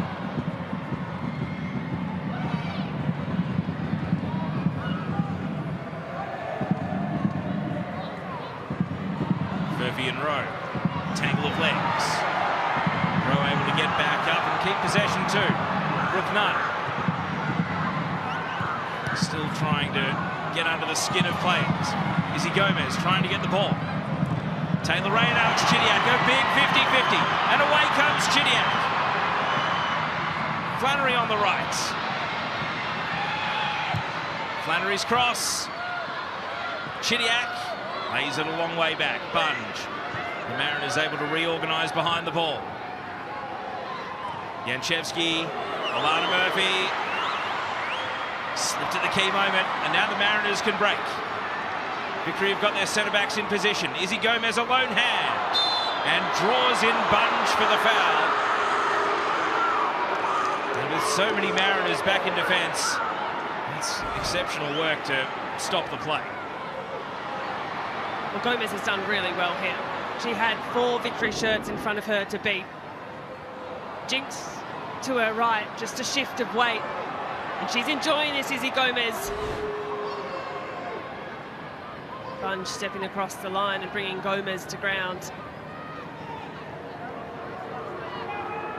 Referee! Referee! Jeff Hopkins, with 20 minutes to go, is going to start very actively policing any time wasting he sees. Ray, Galich, Chidiac in. Furphy takes the spill. Holly Furphy, this is where she can move. Furphy can't veer past one more defender. King was there with the challenge. Still though for Flannery. And where she put it across the keeper, top left against Brisbane in the final home and away round. That one slews high and wide. And the run of Furphy brought the crowd to life. Well, she glides through the defence, Holly Furphy. It looks effortless. And this is an experienced challenge by Captain Taryn King. Excellent. Had to get that right. And for Nikki Flannery, well, she's just splayed the strike wide. Doesn't mind scoring at Amy Park either, Flannery.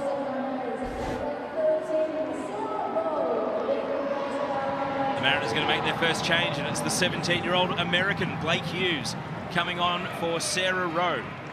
We saw Hughes come on in the first leg of the semi-final against Melbourne City, where she took up marking Holly McNamara. There's no fear in this youngster. It's just her 8th appearance in the Ninja A-League. Rowe comes off after 71.5 minutes of a clean sheet, and on comes Hughes. What a moment for the youngster. Incredible. Just shy of 20 minutes regulation time to play. 17-year-old Blake Hughes steps into the fray. She'll be given a job to do, and we'll have a close look, see if this changes things at all tactically. Still plenty of time left, so it feels a bit early, but maybe it's just the fresh legs up against that of substitute Holly Furphy. And in the first contest, it's Hughes who takes the ball and sends it high and long.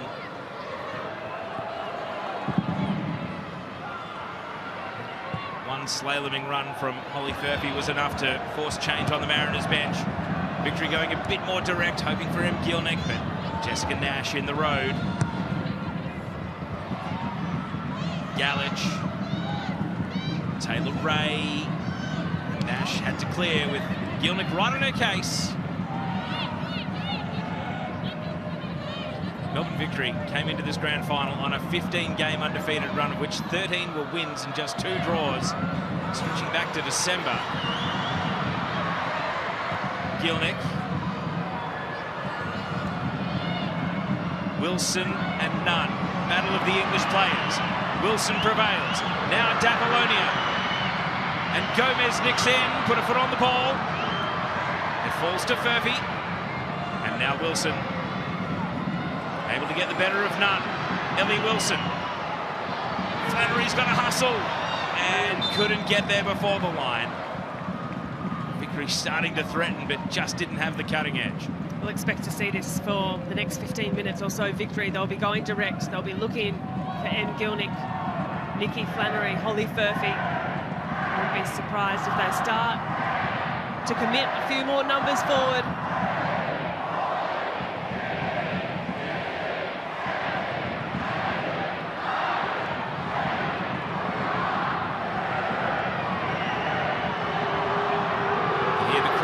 Make a huge difference.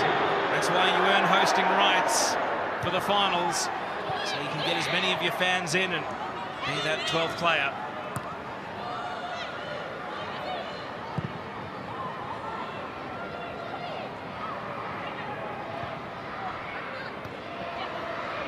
Wilson, Nunn puts a foot in.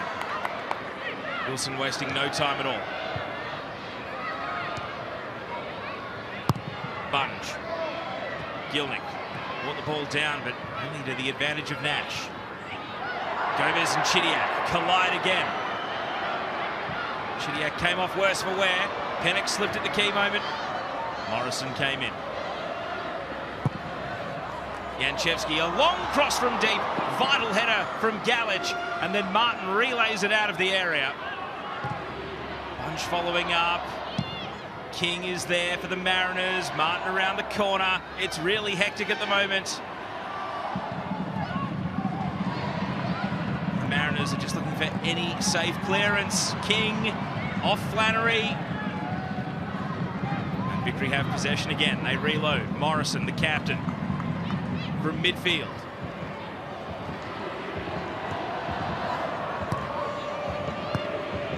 Furphy.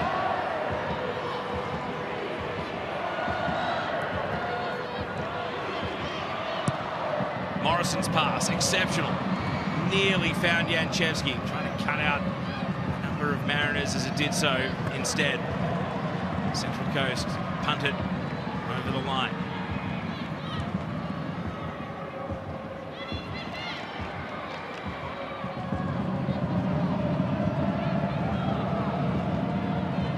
Janchevsky to Gilnick. Ball Lobbed to the edge of the box, no Victory presence. Second ball, Murphy twisting. Doesn't want to advance though. Hughes sticking to Furphy.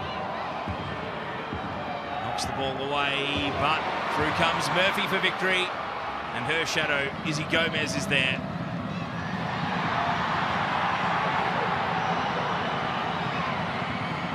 It just won't go over the line. Eventually it does, and it's a goal kick, and did it the Mariners manage that? And look at Izzy Gomez. Every defensive stand is now being met by emotion. Well, she's relishing in this moment, Izzy Gomez. And that, a moment of relief for the Mariners, because they cannot afford to give up a set piece against Victory. A couple of Mariners favourites, Mark Jackson, the manager, Matt Simon, championship winning player. Is M. Husband about to join the honour roll? There is still so much time to go for Victory to chase this game. And they've still got a few more cards to play, you suspect, as well. Got to say, though, the substitution of Hughes, she's come on and plugged the right side of that defence straight away. Almost a spot fix in order to get the Mariners through a few key minutes after Furphy had exploded off the bench. A right of reply for the Mariners to try and nullify the attacking threat of Furphy. Let's see if Furphy can take the points here. Forced central. And then plays the pass straight to Galich. Only Rasmussen ahead of the ball. Galich uses Rasmussen now. Held it up. Gomez went to ground without being fouled. And now Furphy can break away. Furphy sends it out towards Gielnik, and Nash has just been a step ahead or in the right spot to starve M. Gielnik of supply.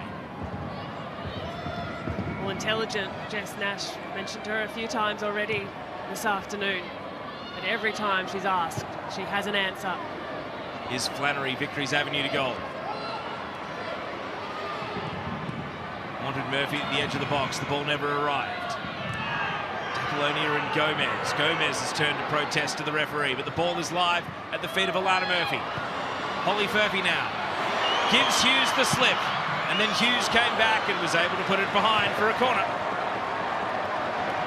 Well, that's silky from Holly Furphy. Committed one way, sent Blake Hughes the other. Good recovery shown by the young defender to work hard to try and block the cross, which she did. Fifth corner of the game for Victory. Can they make the pressure count? It's blocked on the line. Did it go over? Claudia Bunch peels away in celebration. Victory a level. And Annabelle Martin's best efforts on the goal line could not stop Victory from drawing level. It's an outpouring of relief as Victory level the grand final with just over 10 minutes to go. Well, that one will not be denied. It's a right of reply for Claudia Bunch, who has been brilliant in the second half of this season. And on the Harvey Norman replay, it's another set piece. It's another Melbourne Victory goal. The delivery, once again, the architect Alana Murphy, and that is a delightful ball. Dropped into the dangerous of dangerous areas. And Claudia Bunch times rises above the rest.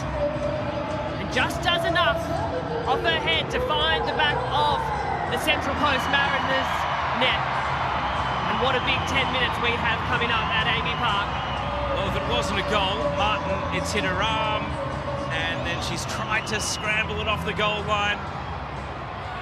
Bunch, the first to peel away in celebration, knowing it had done enough. It's so close, and, well, you know what? If you offered the Mariners either an equaliser or finishing the game with 10, I suspect they might have said, let's stick with 11. Annabelle Martin, luckless on the goal line, very nearly a heroic block. Instead, we have a level grand final. And Victory's main attacking threat coming into this game has come to the fore. And again, Blake Hughes, as good as she was defending against Holly Furphy, even when you do the right thing, it can cost on the next phase of play. She wins a foul here. ultimately the impact of Furphy led to that corner. Victory so lethal from set pieces, proving the point yet again. Shallow pass from Taylor Ray, headed by Chidiac. Look at the space for Dapolonia to break into. Gilnick was the option on the left. Dapolonia wanted Flannery on the right. Annabelle Martin, she won't drop her head. She'll keep fighting for the Mariners' cause. Rasmussen lays it out to Nunn. Still Brooke Nunn. A channel opens up for Nunn. And Newbon saves between the eyes. Almost too easy for Brooke Nunn. Drove into the top of the 18-yard box. Victory players just stood off as she streamed past them. For a moment, her eyes would have lit up knowing the chance was there to be taken. Adrenaline still pumping for the Victory after that equaliser. Dapolonia loses out to Ray. Gomez passed to no one in particular. Tiana Fuller, a 16-year-old first season player who has found the back of the net 6 times in her first campaign in the Ninja A-League, is getting the tactical briefing on the bench. And Brooke Nunn, who often runs herself into the ground, well, the Mariners need to worry about defending before they think about trying to win it. A combination of Nash and Hughes. Clear as far as Alana Murphy here. Gilnick stayed onside. Gilnick, Langman judged it on the bounce. Those can be awkward, but able to get the body behind the save. Yeah, Langman's done really well there. Another look at the goal. Clearly over the line. Yeah, well and truly, that angle shows it.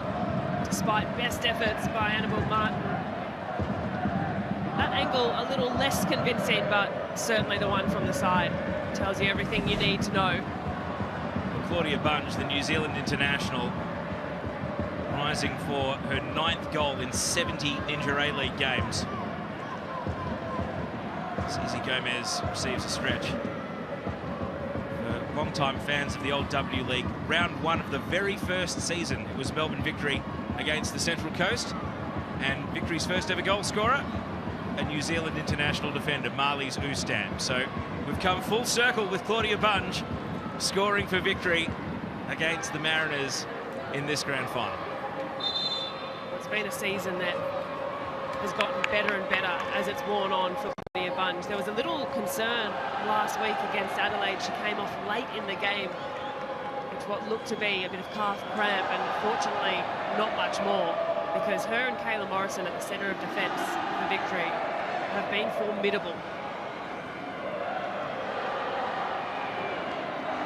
Well, 6 massive minutes plus stoppage time coming up here then.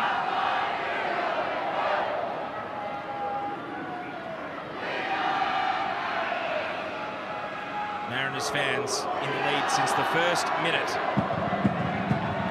of the second half. They haven't lost their voices, they're still believing. The grand final has only ever gone to extra time once. It was Victory in 2021. Of course, that was the game famous for Kyra Cooney Cross's corner goal when only seconds remained before a penalty shootout. We've had 17 Ninja A-League grand finals. We've never had a penalty shootout to decide one. Zizi Gomez is back on after getting a bit of running repairs and treatment, and a quick briefing from M. Husband. She's almost playing in the front 3. It's as far forward as we've seen her in any game in her career. We will remember too with Central Coast going to extra time last week against Melbourne City. They've got 30 minutes extra in their legs. That fatigue starting to wear into a heavy pitch, tired legs, a couple of players cramping. So the tonic might be the 16-year-old Tiana Fuller. And she will come on for Brooke Nunn, who has walked the tightrope in her unmissable style. But her Ninja A-League season is over as she leaves the grand final in the 86th minute. And how exciting is this for Tiana Fuller? 6 goals this campaign, coming on for her 23rd game. And as you can see there, most of them as a super sub. 16-year-old Tiana Fuller, 17-year-old Blake Hughes. The impact players off the Central Coast Mariners bench hold a whole lot of promise for this Mariners future. Hughes is on notice here because Furphy is trying to get ahead, and Nash comes across to give Mariners the numbers and a free kick. And again, that's really smart play by Jess Nash. Time and time again this afternoon, she's just used her body well, positioned herself in front of her opposition player. Draws the foul, undoubtedly. It's clever defending.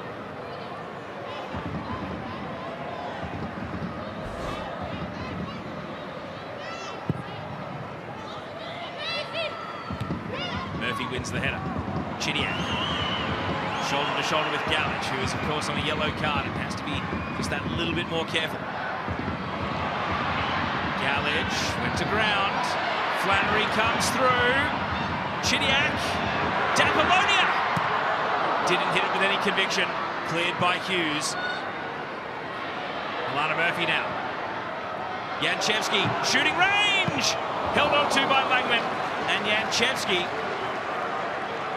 playing left back today, but more naturally an attacking-minded player. 5 goals this season.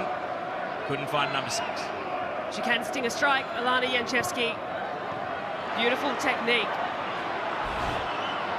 Flannery advancing for victory. Taking on King. And King shuts down the cross. Clears to the safety of the touchline. Victory are going for it.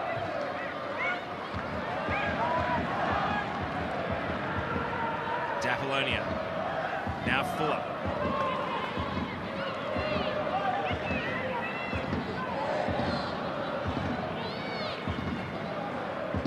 Wilson wants Gielnik with the throw, but Taylor Ray saw it was coming.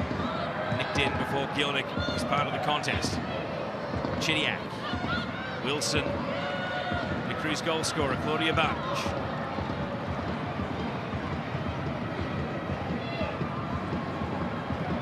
Janchevski and Furphy.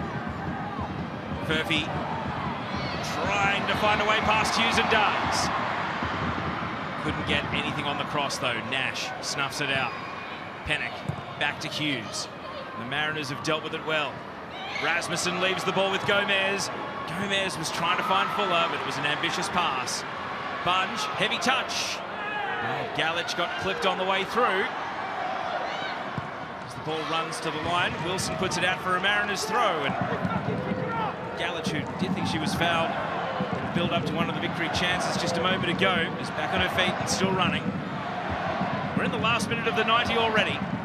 How many minutes of stoppage will there be for one of these two teams to win the grand final without the need for extra time? Fuller, Rasmussen, and Morrison first to the ricochet.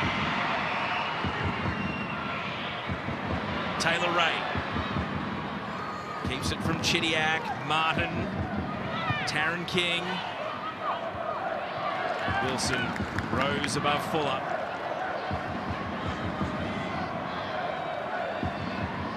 Martin throws it in. Bianca Galich holds off Dapolonia, great turn. Galich evades Murphy as well. Fuller from the wing. Fuller's cross. Newbon short-handed. A strong play from Bianca Galich to release the pass to Fuller, whose cross ultimately showed too much of it to goalkeeper Courtney Newbon. Needed to drag that away, invite a Central Coast Mariners player to meet the end of it. 6 minutes of additional time. Plenty of time for one of these two teams to find the winning goal. On the evidence presented, it could come at either end. Both teams are going for it now. Well, there's an energy about the stadium, a nervous energy. 90 minutes played, but still, this one just hanging in the air. Could go either way. Jade Pennock, great step. Rasmussen was being played onside. This is the Mariners' moment. And Rasmussen is foiled by captain Kayla Morrison. Who else to save the day for victory? Rasmussen's cramped in the meantime. She is in the penalty area as victory come away with possession. Over the head of Martin. Flannery. Martin trying to recover and got legged for her trouble. Huge from Martin. What a recovery. And how about Morrison foiling Rasmussen at the other end? Well, you cannot look away. And what a moment this would have been. Annalise Rasmussen tearing into space. Does so well, but look at this. Look at the timing from Kayla Morrison. Commits the challenge. Blocks the strike from Rasmussen in what otherwise was on target. Whether it went past Courtney Newbon will never be known, because there to save the day was Kayla Morrison. Rasmussen, who joined the Mariners as an 11-year-old and came through every age group of their academy, nearly won her team the grand final. Instead, stoppage time continues. Martin and Flannery. The referee's just going to let it slide. The whistle's been put away in the dying stages. Gomez. Oh, an ambitious pass. Furphy takes over for victory. Janchevsky. Apollonia being sent the wrong way by Hughes. Now tries to turn, the two Americans battling. Taylor Ray, Rasmussen, Pennock breaking through the right. Morrison there to fight fires once again. Steers it back to Newbon. And Newbon puts it over the line. Just strong from Kayla Morrison at the back. She reads the play so well, anticipates the weight of pass and the run. Can Victory break into space here? Furphy trying to continue the move she started. Hughes sticking to Furphy like glue. Slowed down the attack. Almost half of the 3 additional minutes have expired. Morrison, could one pass unlock the Mariners? Gielnik off and chasing. Dragging Taryn King over to the corner. Gielnik goes to work, frees the fence, and puts it on the roof of the net. Still life yet. And Gielnik creating a half chance. Ball skipping off the roof of the net.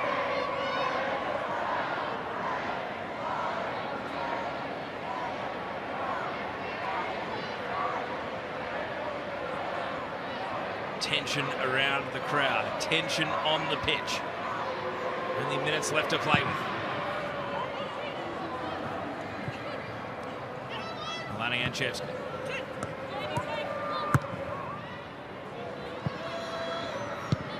Jessica Nash puts it 10 rows back in the crowd. Nash very vocal from the centre of defence. Now she goes to work against Gielnik here. D'Apollonia trying to shrug Taylor Ray off the heels of King, and it's a kind deflection down to Langman. D'Apollonia has proved her strength on the top of the box, finishing against Adelaide at home. Certainly capable. Hurried along well by Taylor Ray on that last passage. A goal either way wins it now. Gielnik cleared by Nash to Martin. Back to Taryn King. Can't be understated that King's gone the distance today. Only a handful of games back from an ACL injury. Big midfield battle. Chidiac left hobbling but doesn't want to stay down because the Mariners are moving.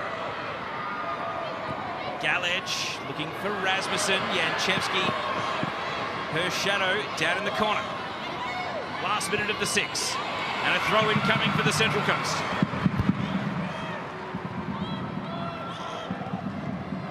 Perhaps the last play in this stoppage time at the end of regular minutes. Central Coast scored in the first minute of the second half. Can they score in the very last? Not with that long throw. It bounces out without any interference from a teammate or opponents. This is it. One good goal kick here from Courtney Newbon. We might be off to extra time. Conventional extra time, 15 minutes each way, 30 total. And if we still can't find a winner, it'll be penalties in the Ninja A-League Grand Final for the first time in 17 editions. King wins the header. Martin denies Flannery a run at the ball. Stoppage time expires. A header from Kayla Morrison. Pennock, and the whistle goes. The Ninja A-League Grand Final is off to extra time. 90 tense, compelling minutes. A redemption arc for Claudia Bunge. Beaten to the ball by Izzy Gomez for Central Coast's opening goal in the opening seconds of the second half. Only for Bunge to score from a header to equalise, in spite of the best attempts from Annabelle Martin to block it on the goal line. Alex Chidiac and Victory players are the walking wounded, but there is so much more to come. Full time, at least the end of 90 minutes, Melbourne Victory 1, Central Coast Mariners 1. Stay with us, a quick break, and when we return, our focus turns to extra time in the Ninja A-League Grand Final.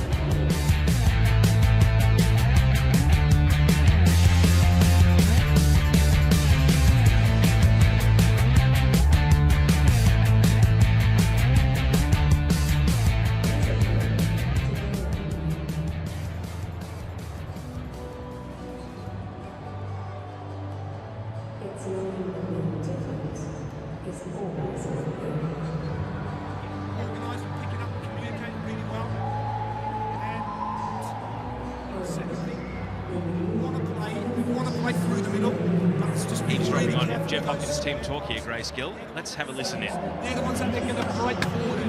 Okay, so if we're going to play those balls, play with a bit of venom, a bit of pace, but absolutely brilliant. The way that you came back into it, no more than deserved. Okay, now let's go and finish it off. Hey? Come on. So much of it is motivation and desire, isn't it, Grace? There's only so many tactical instructions you can give. It's what you've taught the players in every training session and accumulated over the course of the season. Let's see if Em Husband's voice will carry. I don't think it will carry quite as far. Well, at this point, it's grit, it's determination.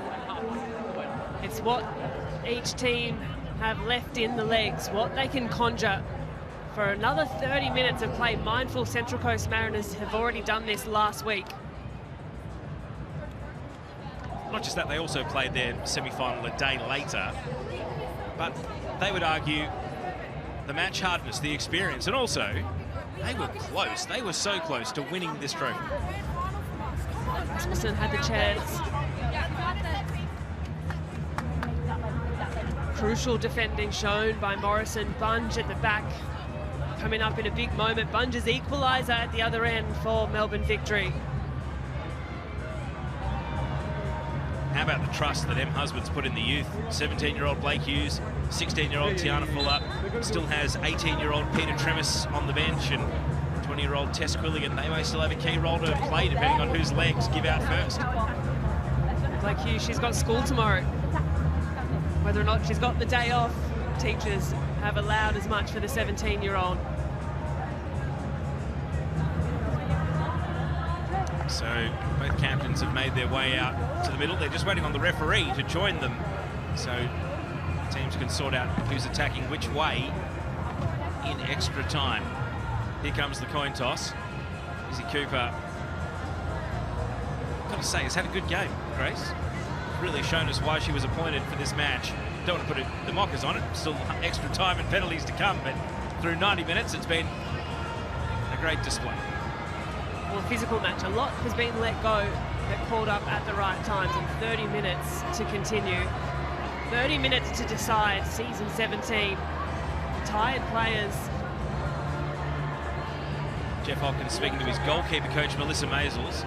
And as you see her there saying 1, 2, 3, 4, 5, I know it's 30 minutes early, but they must be discussing penalty takers and substitution strategy to make sure the right players are on the pitch if we get that far. Yeah, spot on.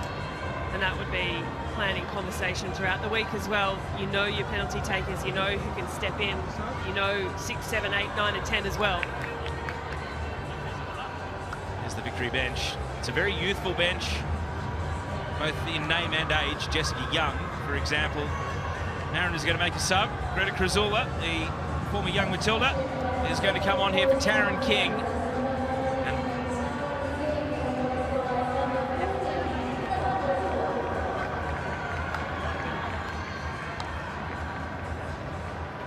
So the Mariners make a substitution at the start of extra time. Taryn King, who played the full 90, is out of the game, and Greta Krasula comes on, and it means that Taylor Ray after playing in midfield, has now gone to the centre of defence. King, it must be remembered, is only in her 6th game back from an ACL. So as extra time gets underway, the Mariners have made another change, but the scoreline remains tied 1-1. Isabel Gomez's opener, answered by Claudia Bunge's equaliser. Grace Gill, the grand final is still up for grabs. Don't go anywhere. 30 minutes to see out season 17 of the Ninja A-League. Victory will want to avoid a repeat of the start of the second half. Taylor Ray. Alana Murphy. Now Jade Pennick backtracking, playing it to Sarah Langman. During the interval between the end of regulation time and start of extra time, Grace, we saw Victory goalkeeping coach Melissa Maisels and Jeff Hopkins in earnest conversation, and Maisels was actually counting out 1, 2, 3, 4, 5 on the hands. And we think, of course, it was about penalty takers and Victory's substitution strategy to make sure they've got the right penalty takers on the pitch if we get that far. Yeah, it's a conversation that teams have in lead up to finals football, because you need to know. You need to know who's taking your first penalty, your second, all the way through, and then beyond number 5. Who steps in if a player is not on the pitch, is not available. And that know, both teams would know at this point in time. Victory have subbed on Holly Furphy into this game, but otherwise not really turned to their very youthful bench. The oldest remaining outfielder they currently have on the pine is 21-year-old Laura Pickett. Here's the player they did bring on, Holly Furphy. Victory happy to continue to attacking the end that they went to in the second half. The Mariners still attacking to the left of your screens. Here's Izzy Gomez taking on Kayla Morrison. Saw the run of Galich in the middle. Courageous defending from Wilson, and is fouled. Galich, one of the players out there on a yellow card as well. This is neat play by Izzy Gomez. Absolutely sat Alana Murphy down. A little shift of the hips one way, back the other. Really intelligent stuff. And the ball as well, the centering ball was clever. I thought Galich just held off a little bit. Nothing intentional in the contact through to Ellie Wilson. Flannery against Ray, shouts for a handball. Langman's onto it. The fans make their voices heard, but the referee is uninterested.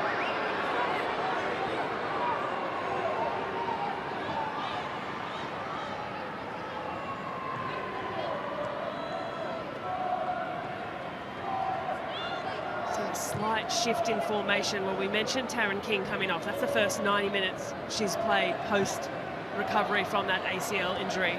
So Taylor Ray drops back into the centre of defence. More of a 3 at the back than what we saw in the first half, which was more of the traditional 4. This is a shout of the handball. Keith Flannery.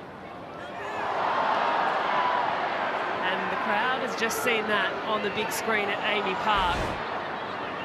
No VAR in the women's game, of course.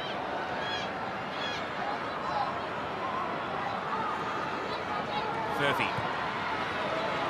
Pennick following. Furphy gives her the slip. Furphy's cross. Gilding with a flick.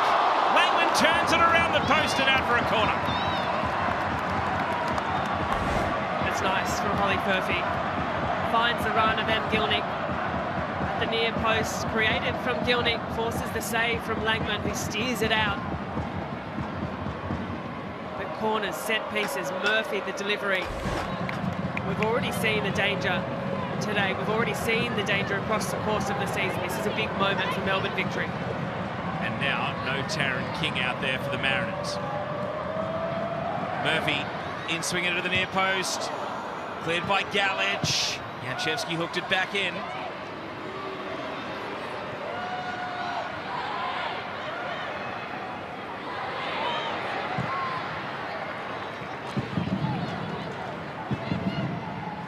Murphy. Langman misread it. Flannery's header back across the face of goal. Furphy loops it back in. Morrison. The captain getting forward. A great goal-scoring record from Kayla Morrison. Ultimately collected by the Mariners stopper. For this season alone for Kayla Morrison, all of the match winners when she's popped up to score. see her forward more and more as well. Kayla Morrison will be one of the numbers sent up. Furphy now, a long shot. And again, an awkward half volley for Langman to collect. He's had a few of those to deal with. A speculative attempt from Furphy. She's dealt really well, Sarah Langman. And that little skip just before her frame of body, that can be really tough to deal with. Alex Chidiac saying welcome to the grand final. Greta Krasula kept the ball off her, and now Wilson, 1-2 with Flannery. Wilson digging deep, advancing forward for the victory. It's still Wilson! But there was no power behind the shot. She's had a couple of these really useful meandering runs up the field from Ellie Wilson.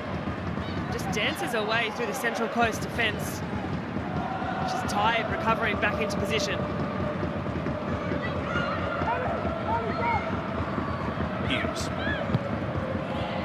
goes for distance, misses Fuller, and that will bounce down to Newbon. A missed opportunity there. Hughes needed to pick out Gomez, who was up against the fatiguing Ellie Wilson, who was just getting back into position. Murphy controls Janchevsky's pass. Directing traffic now, then plays it to Alana Murphy. And the shot is high and wide. Victory have been the brighter through 6.5 minutes of the first extra time period. The pressure from Taylor Ray was good, just skimming off the arm, tucked in close from Jess Nash.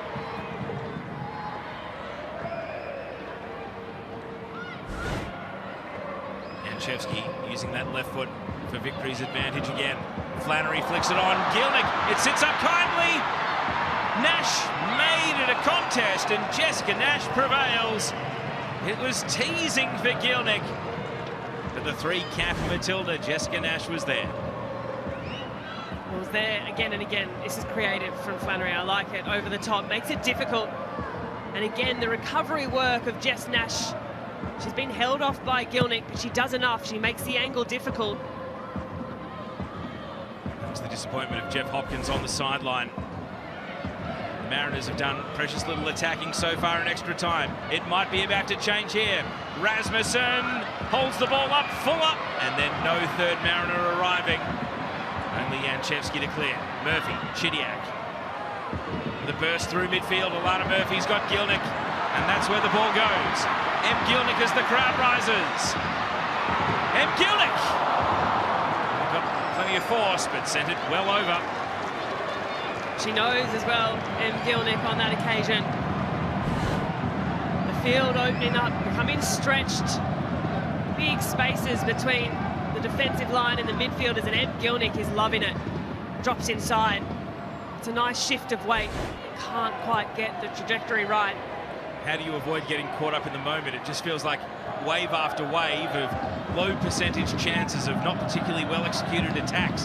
How do you turn that into a chance of good quality? Maybe you do this. Alex Chidiac wins the ball away from Gallage. Back to Flannery. Gielnik with a volley and straight to Langman. Well, it's building for Emily Gielnik. Important touches. She's getting closer. The Mariners are clinging on here. They just need to get the ball down the other end and relieve some pressure. They've been under the pump for 8.5 minutes of extra time, and the Victory just can't break through.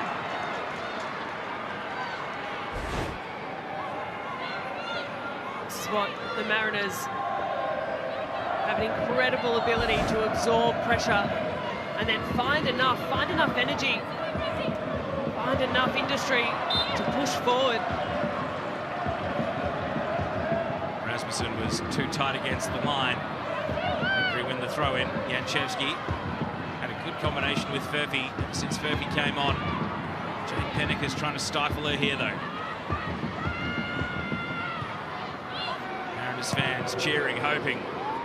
As Newbon clears, Gielnik brings it down. Gomez rolls away from Dapolonia. Grab of the shirt, tap of the ankles, take your pick. It's a free kick.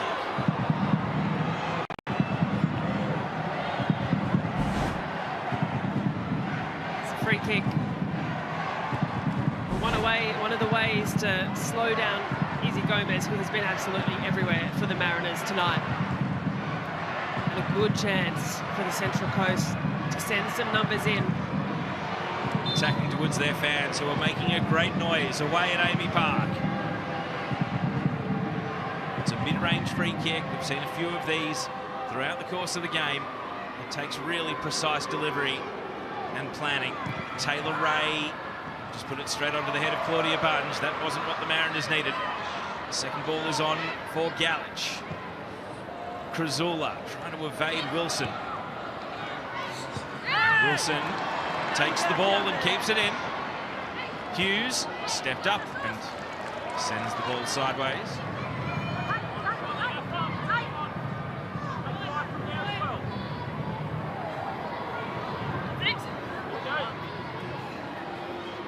Martin. Galich rolling into Chidiac and Murphy. See the shots piling up for the victory. 5 shots in 4 minutes. Coming with great frequency. The Mariners need a circuit breaker. Can Galich provide it?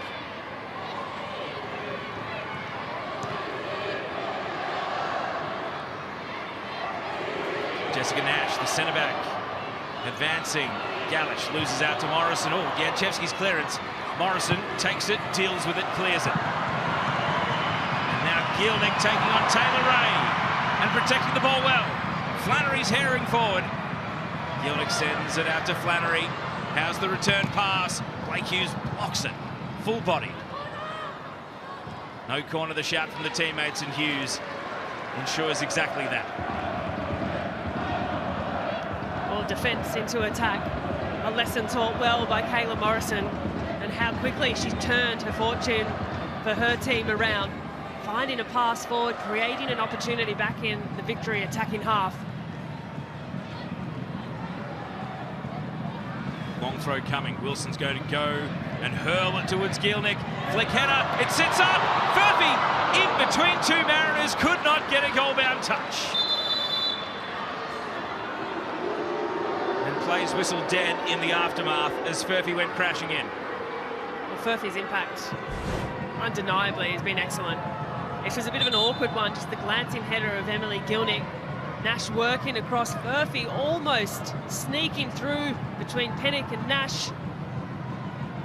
Doesn't make the contact, and it's Nash who does get a little glancing touch, and what an important one that was. So Nash, who had an ailment during regulation time, is going to be treated again. And of course, if the Furphy name is familiar, her younger brother Johnny and his basketball team, the Indiana Pacers, are off to the NBA Conference Finals. So it could be if she'd scored that, it would have been an amazing week for the Furphy family. Right now, our concerns are with Jessica Nash, because the Mariners would look at their defence and they would see Tess Quilligan, a midfielder, Peter Trimmis, a winger, and their backup goalkeeper. There's not really an alternative for Jessica Nash out there to replace her with at present. And really, the Mariners need Jess Nash. If the last 104 minutes has proved anything, it's the importance she's played. She looks to be in a fair bit of distress. Not what you want to see from a player who has been excellent tonight, excellent across the campaign. So Bianca Galich has played at centre-back at times this season, but is on a yellow card. We've seen Jade Pennick drift further and further back into defence. If the Mariners start targeting a penalty shootout as their means to victory, they might put Pennick in defence, and then, well, here's another look. I mean, it's just 2 players going for the ball. It's just bad luck. Yeah, no malice in the challenge whatsoever from Holly Furphy, but she has collected the right ankle of Jess Nash, who is walking of her own accord, but not with any amount of comfort. It is nearly half-time and extra time. Do the Mariners roll the dice on playing 10 versus 11 for a minute or so here, and then hope that that's enough time for Nash to recover?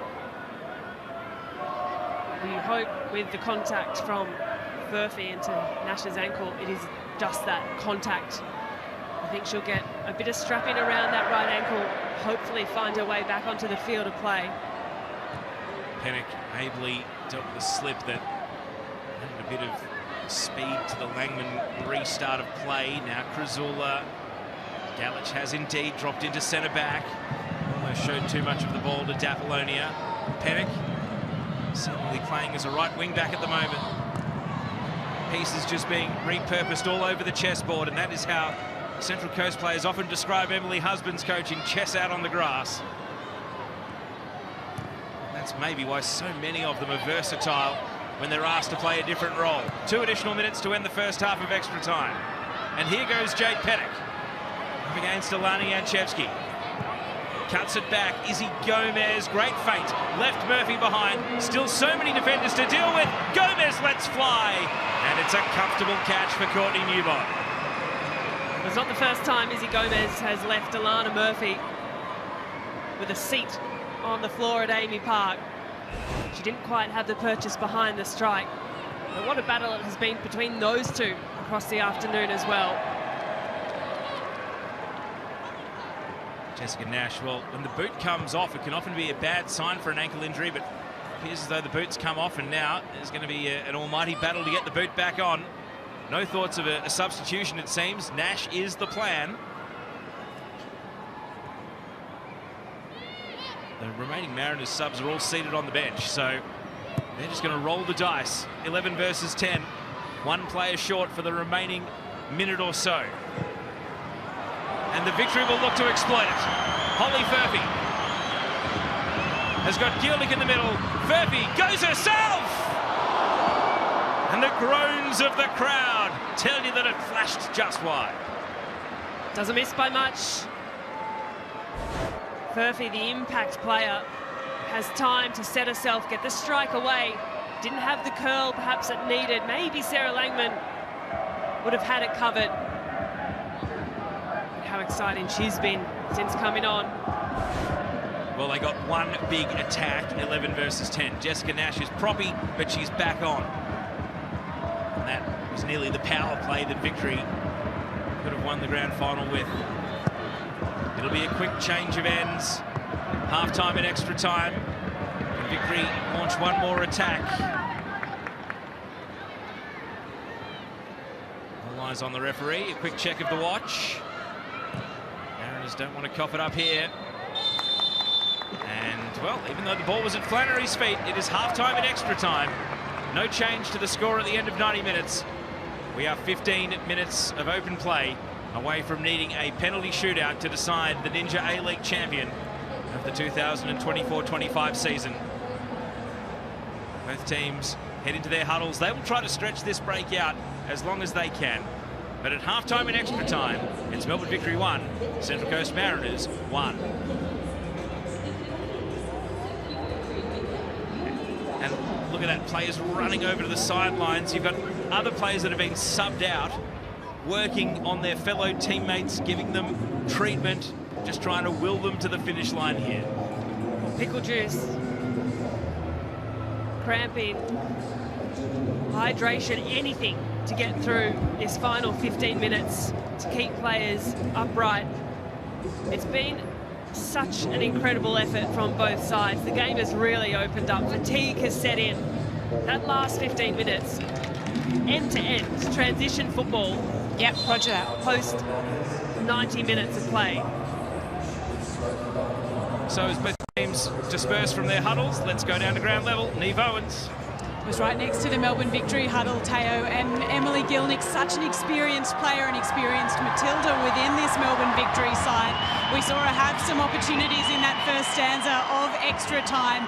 She was rallying the troops. You could really see the passion, the experienced players within this Victory side standing up. And as you've mentioned, so many youngsters on the other side. You've got 16-year-old Tiana Fuller.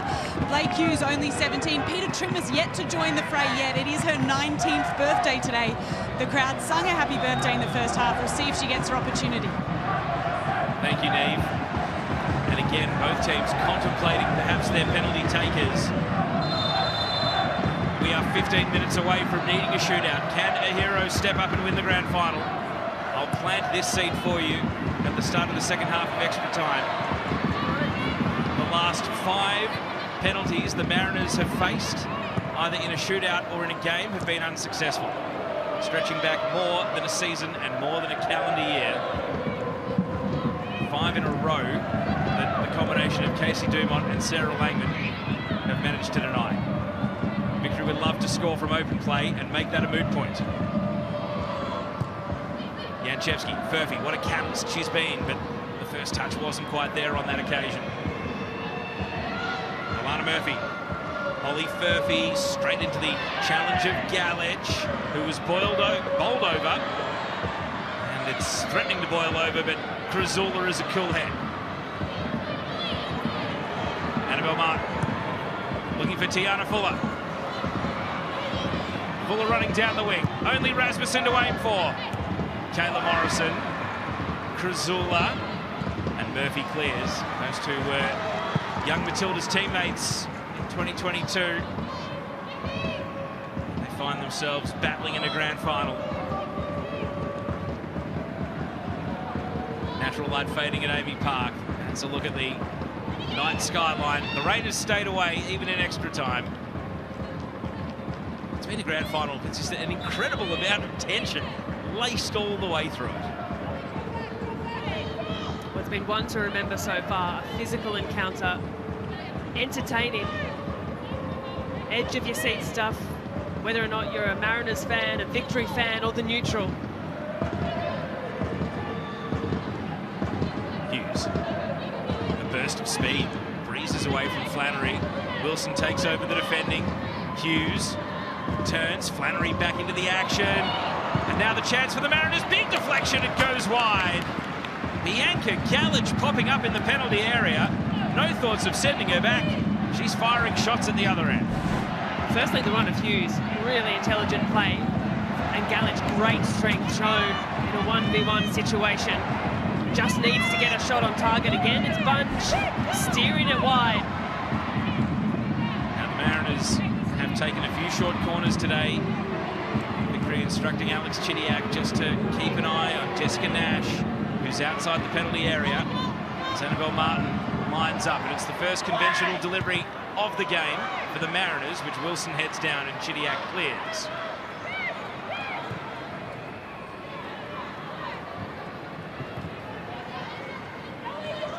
Players refinding their positions after setting up for the corner kick.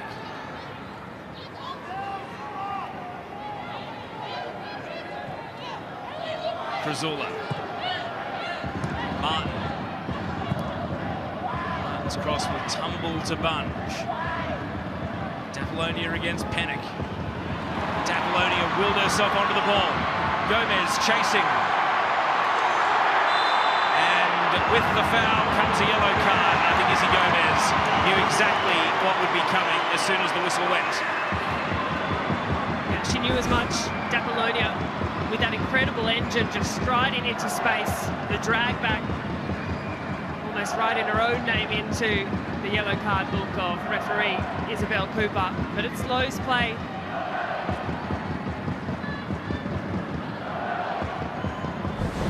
With that said, it is still a set piece. It is still Claudia Bunch, M. Gilnick and Kayla Morrison all challenging in the air underneath this free kick, and the two Alanas, Murphy and Janchevski, again keeping the Mariners guessing.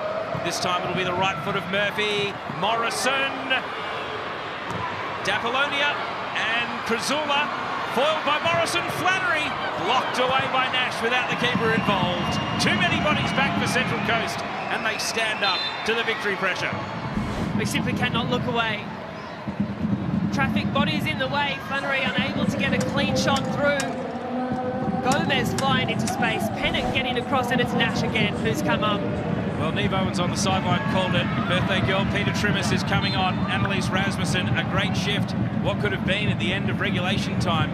She was foiled by a great tackle from Kayla Morrison. And as Trimmis comes on and the Mariners get a whole lot shorter, they concede a corner kick immediately. Well, the exact point, Teo, is spot on. Rasmussen is so important in defensive set pieces, as much as the work she does in attack. So this is a real point of contention. To the point where M. Husband has shouted, there's Rasmussen on the bench, at Trimmis to get back and defend. It's all hands on the pump here for the Central Coast. Here comes Murphy's corner, Gilnick! And Janchevski across the face. And that near post presence of M. Gilnick is so difficult to defend. It's a seriously dangerous prospect, and especially when time and time again you know where the ball is going off the boot of Alana Murphy. And it was the pressure of Peter Trimmis that did enough to stop the shot from Alana Janchevski. Trimmis has only scored one goal this season, following up from a great first campaign where she scored 3 in 21. She does have a goal against Melbourne Victory in her history last season, so maybe she can come on and provide the goal-scoring touch because she's a speedster. Here goes Peter Trimmis, straight off the bench, taking on Wilson.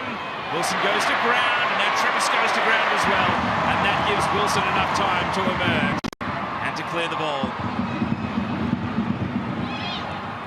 Murphy able to evade Krasula. Gilnick is looming behind Nash, and you can see the nerves building up as Jessica Nash clears to the sideline. It was a good ball over the top. A weighty enough pitch as we have a look back at this defensive effort from Ellie Wilson, who has not stopped in that right fullback position tonight.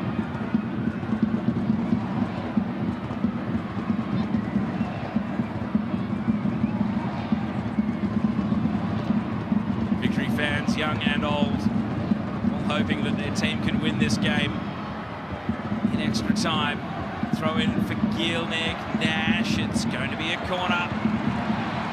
Victory keep the Mariners pinned in their defensive penalty area. Now it's the left foot of Alana Janchevski that will be on delivery. We've seen how good Alana Murphy has been over the corners in this game. It's Janchevski's turn. Is this Victory's moment? Driven to the near post and into the side netting, and that is a massive let-off for Central Coast. A heart-in-mouth moment for Central Coast fans, for Victory fans, as the corner swung in. It's a little narrow off the boot of Alana Janchevski. And no look to play short. No wanting to play out from the back. Central Coast happy to get this away as far away as they can from their goal mouth. Pennick's header, Davalonia. The Mariners have, through the nature of their personnel, still got a very attacking team on. They've still got Fuller and Trimmis, and Jade Pennick is cramping, but doesn't want to leave the field, doesn't want to go to ground. And Victory players perhaps ask the referee to get this game back underway as the Mariners look to manage the clock. Murphy, Nash, bouncing away from Fuller, Bunge's clearance, Chidiac, Davalonia. Chidiac, Gilnick stayed onside, Taylor Ray first to the ball, Langman must be sure-footed. First time clearance was a good one. Now Fuller able to win a throw-in off Murphy. Well, the little details, but Annabelle Martin's been excellent for the Mariners this afternoon. That glancing header just to relieve the pressure for even half a moment. Trimmis hanging off the last defender. Now it shows for the ball. Martin doesn't like any of the options. Goes to Krasula. Pennick has shrugged the cramp and continues to move.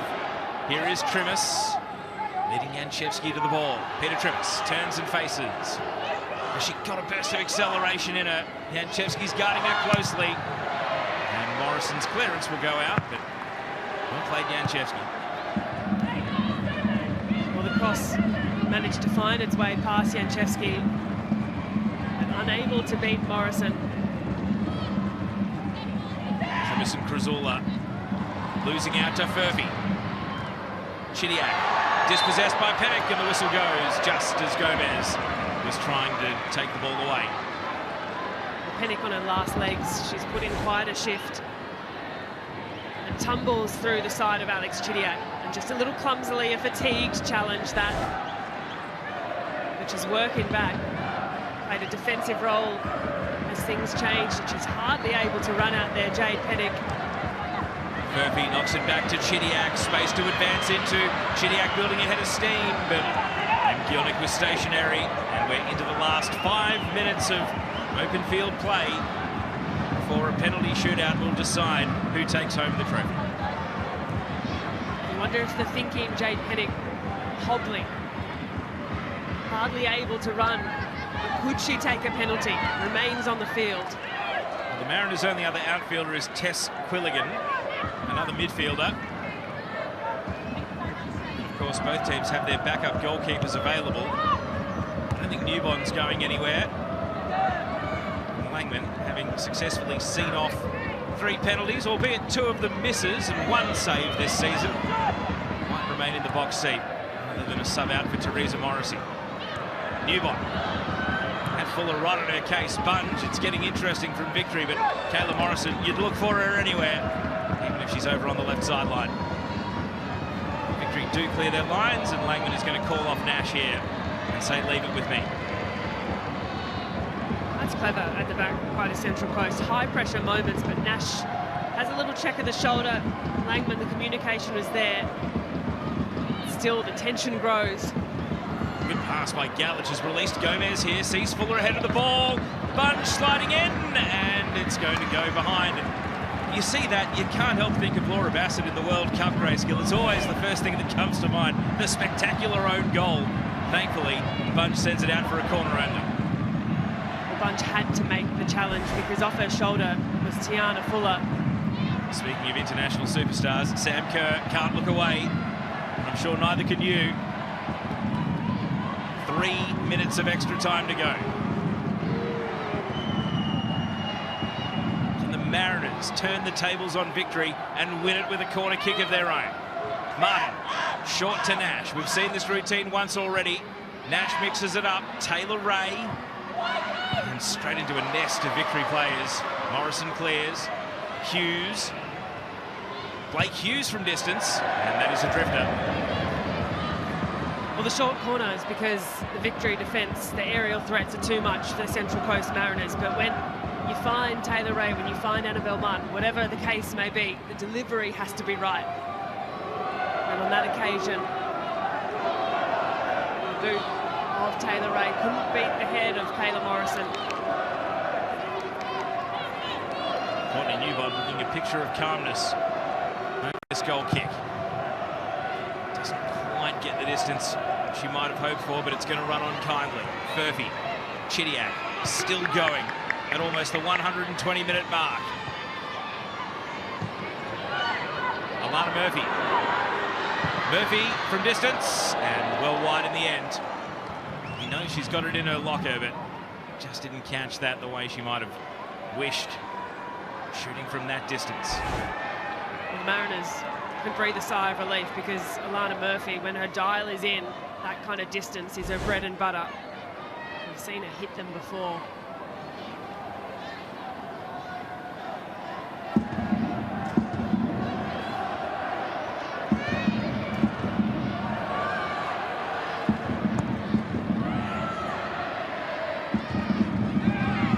Galich is headed, deflected off Dapolonia. Pennick made the most of it. Gomez. Here comes Trimis, the fresh legs of the sub. Peter Trimis trying to take on Janchevsky, who's just slowed her down. Trimis, great little sidestep, still has Furphy to look at. Lifts in the cross. Annabelle Martin's got to chase it back out of the penalty area. On the other side, legged by Wilson. And it's a free kick in a really dangerous position. Well, again, Annabelle Martin has a little check over the shoulder, knows Wilson is there. There's no need. There's not much in it, but there's no need. You've got a player running away from goal. They're no threat when they're facing the sideline like that. And that's intelligent from Annabelle Martin. She's created her team. The last set piece in the 120th minute of the A-League Women's Grand Final. Is this the Mariners' Kyra Cooney cross moment? Annabelle Martin over the free kick is going to shoot on target. Newbon bats it down. Murphy clears. Blake Hughes is back sweeping. The 120 minutes is up. 1 additional minute before penalties. Gomez finds Trimis. And it's cleared by Morrison. Who else? Alex Chidiac's got less than a minute to go end to end. Gilnick blocked by Gomez. And Dapolonia sees it Ricochet out to the left back. Janchevsky tries to get it launched, but Pennock's in the way. Trimis, Krasula. Now Galic has played so well on a yellow card. Janchevsky goes to ground and clears. There's only going to be about 20 seconds to go by the time the Mariners take this throw in. It's neat passing under extraordinary conditions by Central Coast. Moments away. Trimis. Krasula, can they get it into the box? They can't. Gilnick lays it back. Furphy, can she drive the victory end to end? Wilson, this might be it for Melbourne victory. Ellie Wilson biding her time. Still waiting to play the pass. And she's caught by Fuller, and the whistle goes. And for the very first time, the champion of the Ninja A-League will be decided by a penalty shootout. 120 minutes of tension is only going to be ramped up. Handshakes between the goal scorers at full time. But now, big decisions on who the penalty takers will be. One team will leave with the trophy. It's been an incredible grand final, and we still don't know who's going to win it. An exchange of goals in the second half, and in spite of the chances in extra time, after 120 minutes, it's Melbourne victory 1, Central Coast Mariners 1, penalty shootout to come.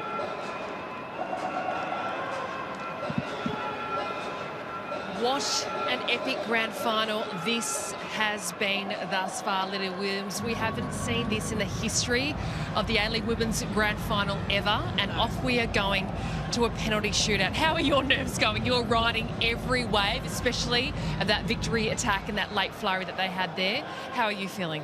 Oh, I think it's nerve-wracking, but I think both teams, they would have obviously done their homework leading into a penalty shootout, and, you know, obviously this is where goalkeepers become the heroes. This is about the goalkeepers, isn't it? Looking at the goalkeepers on either side. Courtney Newbon for Melbourne victory, and then Sarah Langman for the Central Coast Mariners. Newbon across the season, the most clean sheets. The defence of this victory side has been immense. Such a big part because of her. And then, as you can see, Sarah Langman there in the last 5 penalties that the Mariners have faced. So the traffic that Sarah Langman has faced, they have not gone in, be it a miss, be it a save from Sarah Langman. That's got to give her a bit of confidence. Yeah, I think so. I think it's definitely a psychological point right now for both of them, and they're going to be really, you know, taking it in and seeing what they can do best for the team. Lydia Williams, you know more than most what it takes to win a championship. You have stood on the biggest stages when it comes to goalkeeping and when it comes to these pen shootouts. What's key from a goalkeeping perspective? How much homework at this point have the keepers done? This is where all the extra hours behind training sessions come in, that you've studied players, you understand what it's like.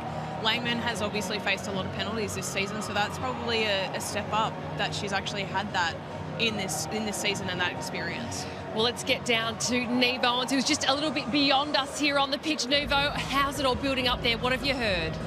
Taz, there will be a coin toss to decide which end the penalties will be taken. We've got a good Mariners contingent of travelling fans at the northern end, of course, the Melbourne Victory fans there at the southern end. I wondered whether we would do the usual route of the coin toss today, because the northern end, that 6-yard box where the penalty spot is very muddy. So it'll be a tough choice if the Mariners do win that coin toss, whether they take on those conditions and stay close to their fans, which would be the usual decision, or whether indeed they go for the slightly less cut up penalty box at the southern end. Lydia, how do you feel in moments like this, right? When you know that it's on your shoulders as the goalkeeper, it is your time to shine. To be honest, I think this is where, like, the stress of the game comes off you, because, you know, this is like your moment. If something goes in, you're not expected to save it. If you save it, man, you're living on cloud 10, cloud 9. Courtney Newbon, the goalkeeper of Melbourne Victory, v Sarah Langman, the goalkeeper of the Central Coast Mariners. Having worked so closely, having been in these dressing rooms for Melbourne Victory, what are Courtney Newbon's strengths? Look, I obviously have been in the squad and learned all the techniques that I have when facing penalties, so that's definitely been something passed down to Courtney. So, you know, it's just learning about the opponent she's about to face, but also her strength. She's really powerful. She can cover a lot of the ground, so I think that's going to really work in favour for her. And then likewise, Sarah Langman. So the opposition, of course, for the Central Coast Mariners, her strengths, and how does she stand up in this moment? Yeah, definitely. I mean, she's got fast footwork. She's small, but she's springy. She's going to wait for those shots to go and really fire and push for them. And it looks as though this penalty shootout is going to take place in the northern end, which looks like a bit of a mud puddle there. Well, let's throw it back up to our commentary team of Teo Palazziri and Grace Skill. Thank you to Lydia Williams, Neve Owens and Tara Rushton. Now, Victory won the coin toss and chose to shoot first, but it also means that the Mariners got to choose the end. So for the first time, a penalty shootout will decide either the W League or A-League Women's Champion. Sarah Langman faced 3 penalties this season, 2 misses, 1 save. Melbourne Victory this season, 3 attempted, only 1 scored. And it was this player, Alana Janchevsky, who scored against Sydney FC. So, Janchevsky's penalty to start the shootout in the grand final.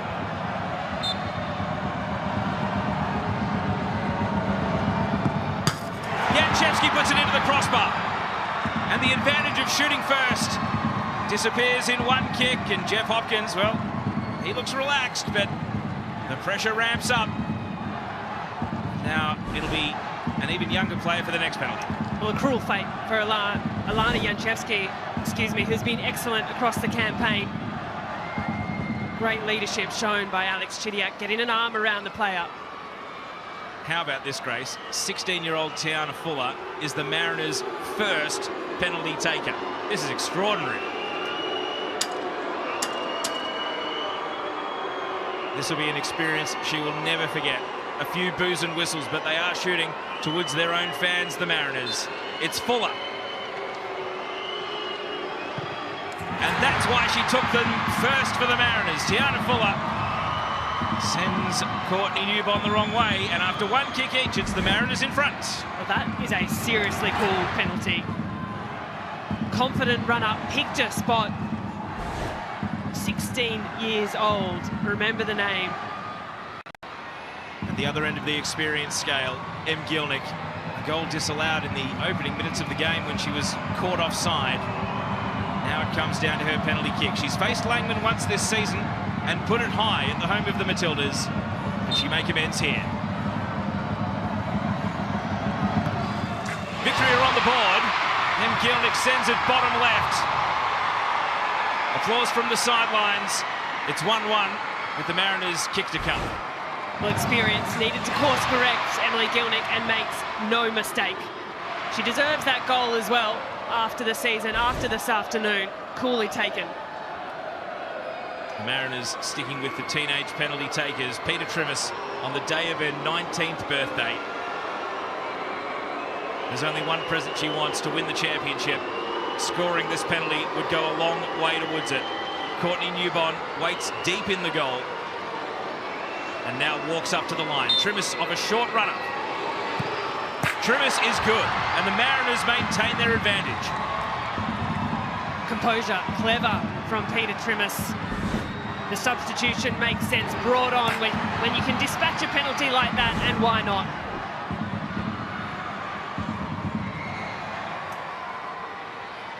Victory's third taker will be Alex Chidiac. The unused players in this game, including the retired Beattie Goad, watching on. It's Chidiac. And Chidiac puts it under the dive of Langman, and Victory stay within 1. They still need a save, they still need a miss, but Chidiac takes care of business. Well, Langman picks the right way, but it's a well-taken pen on the ground. That's tough for a goalkeeper. Picks the corner. And Chidiac as well, tireless across the whole afternoon. Jade Pennick. We saw her cramping during extra time. She's on the list of penalty takers at number 3.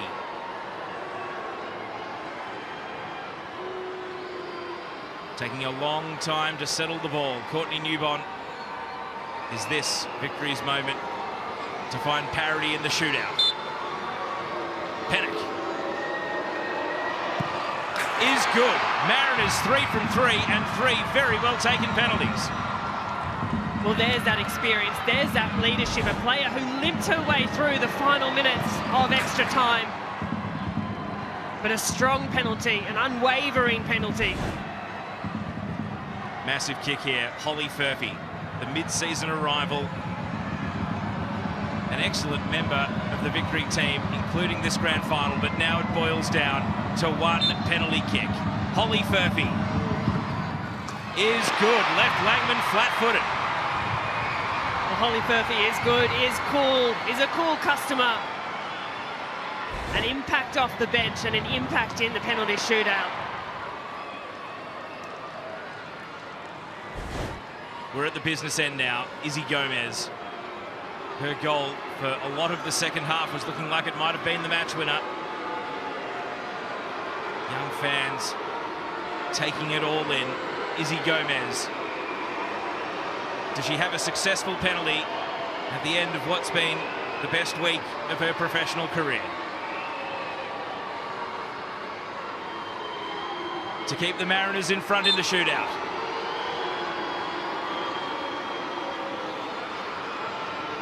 Izzy Gomez. Even with a slip, there's no stopping it. Relief. And it means it's match point Mariners. A victory, miss or save, and the championship goes to the Central Coast. Well, it found its way in, not the way Gomez would have liked, but it doesn't matter. It tumbles into the back netting, and a silent moment, Gomez reflects. Captain Kayla Morrison, so often putting this Victory team on her shoulders. Only a successful penalty will do. Langman can win the grand final right here for the Central Coast. Morrison must score, does score. And it means the Mariners must close it out with a kick of their own. And it's a familiar face walking up. Morrison's penalty good. Well, faultless across the course of the season, Kayla Morrison. It's Bianca Galich, whose penalty in the elimination final last season eliminated the Victory and won the shootout for the Mariners. If history repeats, it will be the trophy in Central Coast hands. This is it. Galich very deliberately making sure the penalty spot is to her liking. Galich and Newbon squaring off again, just over a year from when they last did. To win the grand final, Bianca Galich for the Mariners.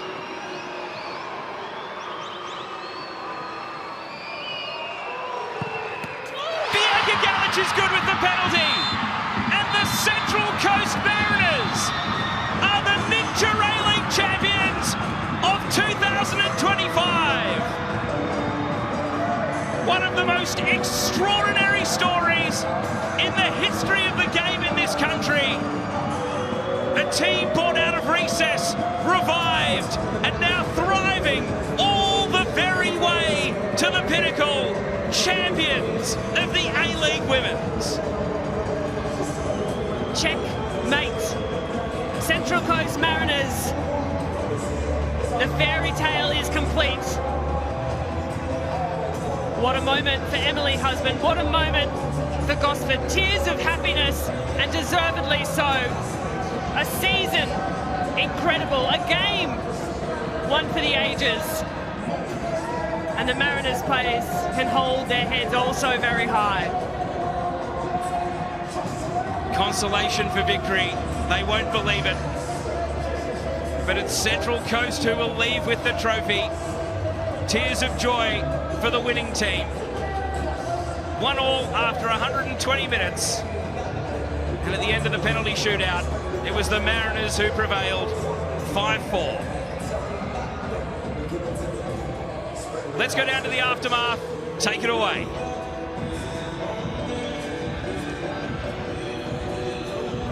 Incredible scenes here at Amy Park and a history-making night. The Central Coast Mariners, they lift their very first grand final, and it was in dramatic circumstances. Lydia Williams, difficult for you to watch, of course, being on the books of Melbourne Victory, riding all of the waves of all of the action that we've seen. But this is what it is. It's football. It can be the highs of highs and the lows of low, of losing in a penalty shootout in that way. And Bianca Galich, in the end, it was her penalty that secured it for the Central Coast Mariners, and yet again she was the hero, stepping up in the elimination final as she did do last season to knock Victory out of the elimination final. But it goes to the team that did come in as the underdogs, the Central Coast Mariners. Yeah, it's finals football. Anything can happen, and that's just what happened here today. To be honest, I think, you know, with Mariners getting the coin toss and electing to go down their end with their fans, I think that was, you know, that paid dividends for them.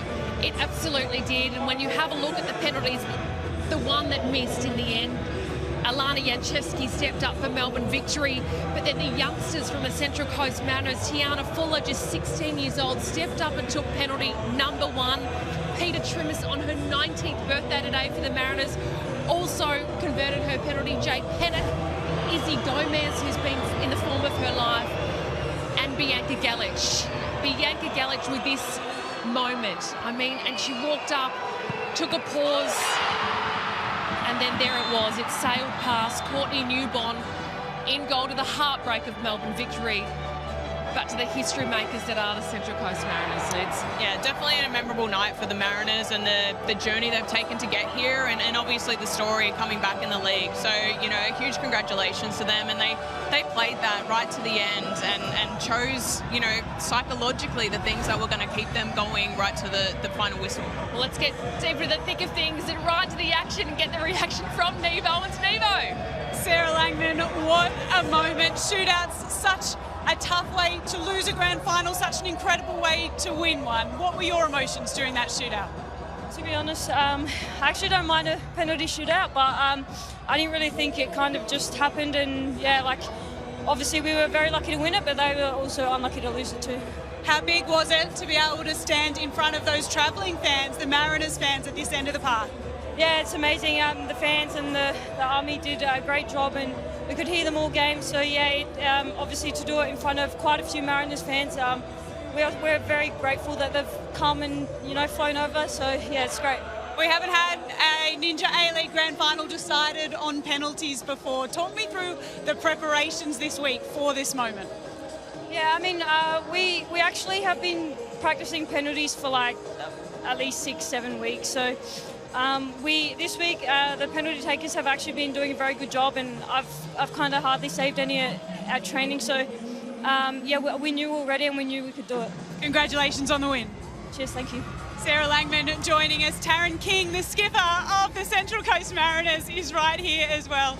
Taryn, congratulations. Talk me through the emotions of standing, of watching that shootout take place. Yeah, I think, you know, every time that you come off, I think it's tougher to watch from the sideline than to play, but the girls did an amazing job, I guess, and far out. They tested all our nerves, and we were struggling on the bench, but they come away and they did the job, and yeah, couldn't be prouder of the group. They're an awesome bunch, and just can't believe it, really. For you personally, 450 days out of the game, you played a full 90 minutes here tonight. Talk me through the emotions of this season and then this moment. Yeah, I guess on a personal level, it's kind of come full circle. It wasn't too long ago, yeah, maybe like 2 months ago, I wasn't sure that I was going to play this season. So yeah, I reflected on it this morning and yesterday that it's pretty cool that I even get the chance to walk out today. So no, yeah, just to be here today is awesome, and to win it, yeah, there's no words for it, really. ACL injuries are so tough. Is it moments like this that make that rehab, make the multiple operations all worthwhile? Yeah, for sure. I don't think this kind of moment makes everything worthwhile, really. Yeah, you can't really explain this feeling. It hasn't really sunk in yet, I don't think. Yeah, I'm sure it's going to sink in maybe a few hours, days' time. But yeah, looking forward to the celebrations and enjoying it with the girls. Let you do exactly that. Go and celebrate with the fans. Congratulations. Thanks very much. They chase a fairy tale today. the Central Coast Mariners 4 years in the wilderness, Lydia Williams, and then they came back into the competition. They played 2 seasons under Emily Husband, who has experienced her first 2 seasons as a head coach in the A-League women's competition. And this club that under Emily Husband has just come together. There's been positional changes, Taylor Ray not really being a centre-back, shifting further back, and players that have had to step up in the absence of the captain, Taryn King, who Nevo just interviewed just then. But this team continually punching above their weight. En route here in the semi-final, they showed that they could beat the best team in the league, the team Melbourne City that were crowd premiers. And now they're writing their own script and achieving something and writing their own history, this Central Coast Mariners side. Yeah, definitely a fairy tale season for them, and obviously they got the cherry on the top of the cake that, you know, they worked really hard for. You know, it's really disappointing that, you know, victory didn't come away. They had so many chances to steal the game in the 120 minutes, but that's just the way that football goes.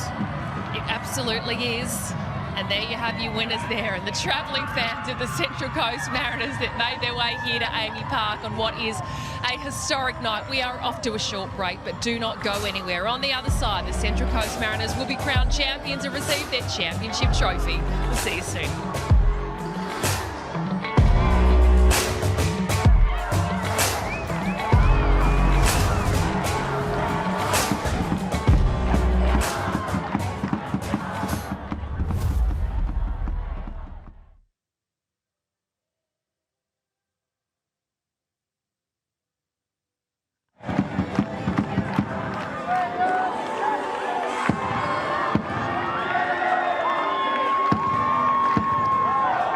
So wherever you may be watching in the world, we hope you've enjoyed the coverage of the Ninja A-League Grand Final, the 17th Grand Final, the first ever decided by a penalty shootout. And these are the scenes that players dream of. It's great to see so many of the Mariners players that weren't in the matchday squad.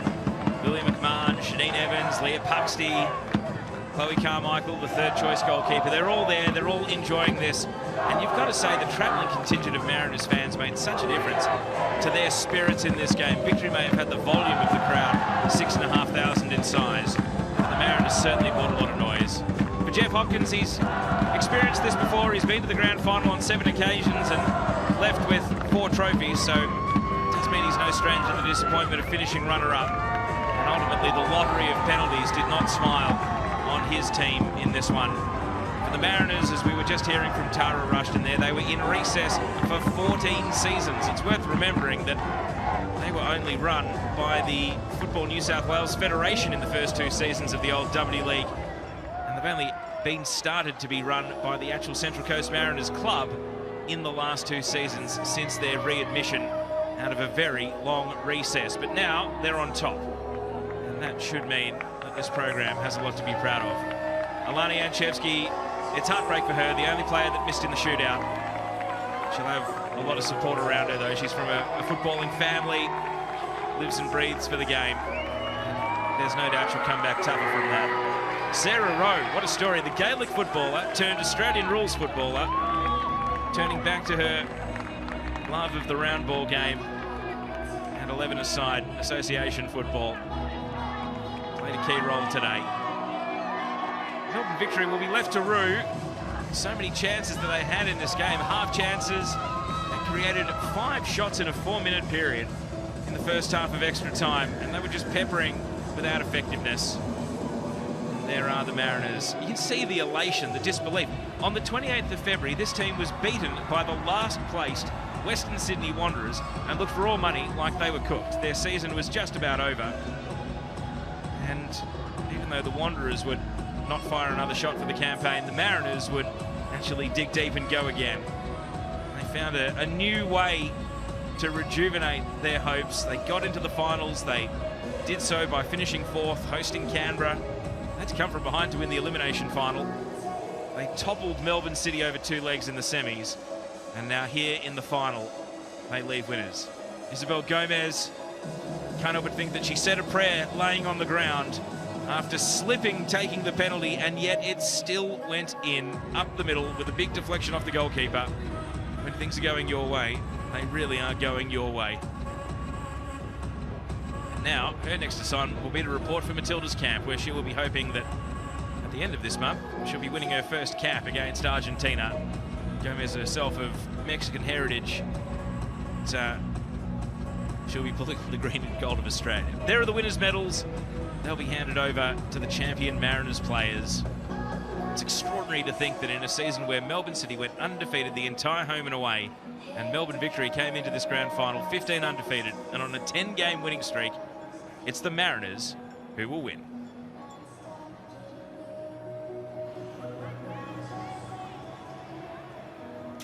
What a remarkable Ninja A-League Grand Final we have had between Melbourne Victory and the Central Coast Mariners, the first Grand Final in Ninja A-League history to be decided by penalty kicks. To start our post-match presentation, please join me in welcoming to the stage our official party, the Marketing and Communications Director of Ninja Australia, Zoe Wendland, APL Executive Chairman, Stephen Conroy, Melbourne Victory legend, Leah Privatelli, and Central Coast Mariners legend, Jill Foster. The Australian Professional Leagues would also like to take this opportunity to thank our naming rights partner of the A-League Women, Ninja, along with our other partners championing the women's game, Shark, Isuzu Ute, Liberty, eToro, McDonald's, MITRE, Boost Mobile and IHG. And our broadcast partners, Network 10, Paramount Plus and Sky Sports New Zealand. I now invite today's match officials to come to the stage to collect their medals and congratulate them for hard work and professionalism both today and right through the season. Please welcome Maddie Allen, Paula Orlandi, Molly Godsell, Danielle Anderson, and our referee today, Izzy Cooper. I'd also like to congratulate today's referee, Izzy Cooper, who has been named the Ninja A-League Referee of the Year for season 2024-25. Congratulations, Izzy.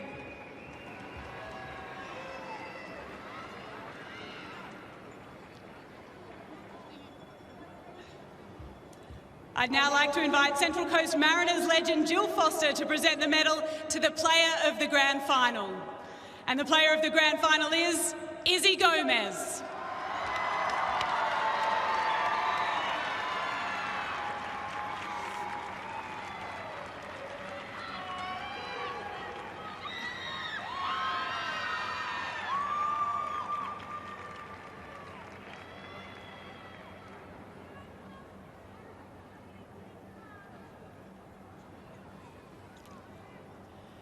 Izzy, congratulations. Selection in the Matilda squad this week, our player of the match tonight, ladies and gents, Izzy Gomez.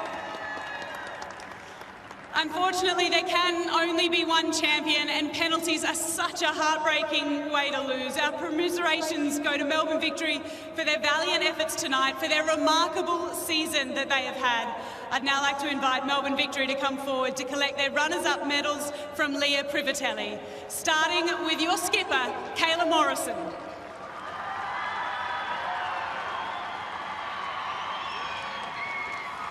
Ellie Wilson.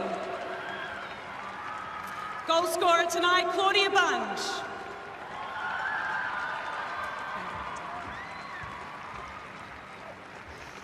Ella O'Grady.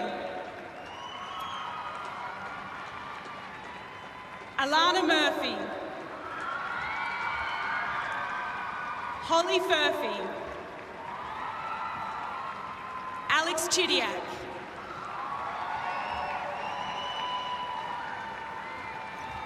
Nikki Flannery. Sarah D'Apollonia. Emily Gilnick. Rachel Lowe. Laura Pickett. Rosie Curtis.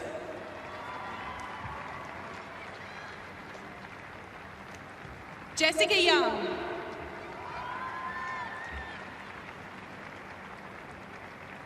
Valiant all night and in the shootout, your goalkeeper, Courtney Newborn.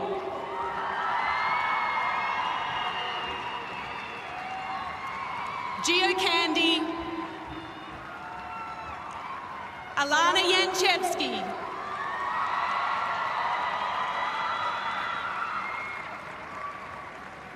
And your coach, Jeff Hopkins.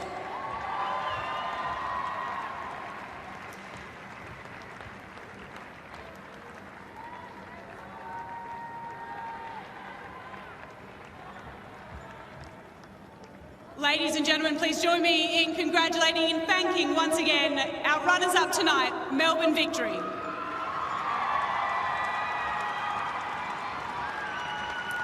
We will now present the Ninja A-League 2025 champions, the Central Coast Mariners, with their championship medals. Please welcome the players from the Central Coast to the stage. Sarah Langman.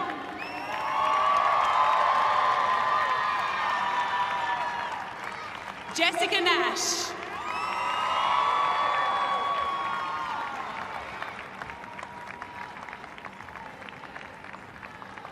Annabelle Martin.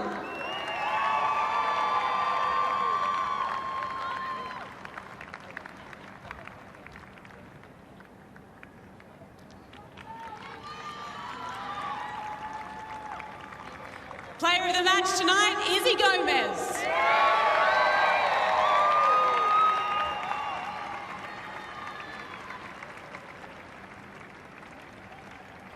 Jade Pennick.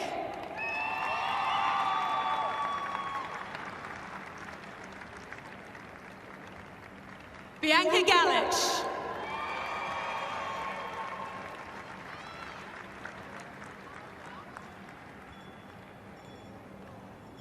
Taylor Ray.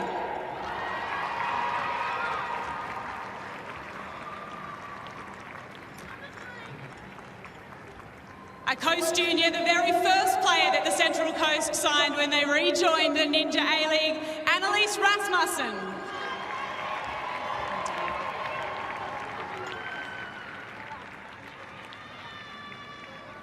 Tiana Fuller.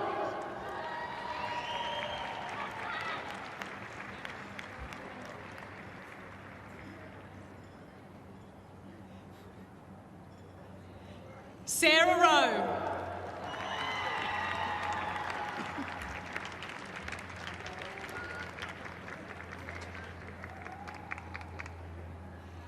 Greta Kozula.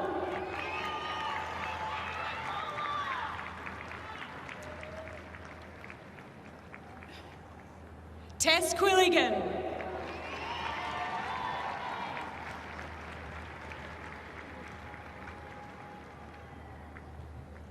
Teresa Morrissey.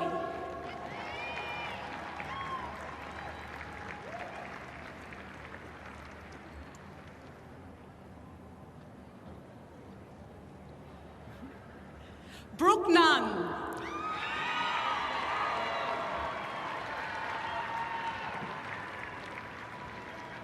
What a way to celebrate your 19th birthday, Peter Trimmis.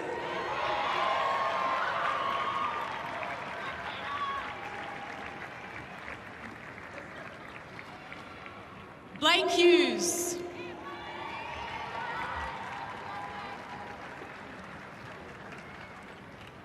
And just the fourth female coach to lift the championship trophy, Emily Husband.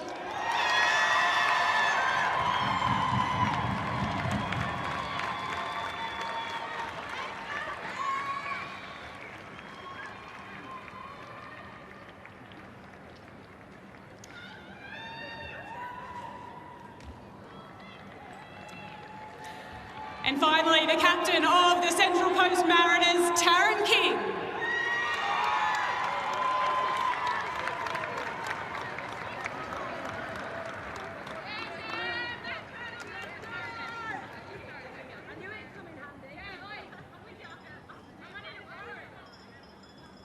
Taryn, before we let you pick up that trophy, we'd love you to say a few words.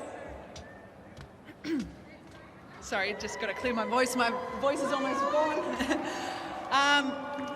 Got a few people to thank. Just obviously want to give a big shout out to obviously our opposition, Melbourne Victory. you made it really tough for us. We thought we were hopefully going to do it in the 90, and you made it incredibly hard, and we were struggling for a good period there. So it was a great game, and you know, you've been a great benchmark for the whole league this season. So congratulations on your season.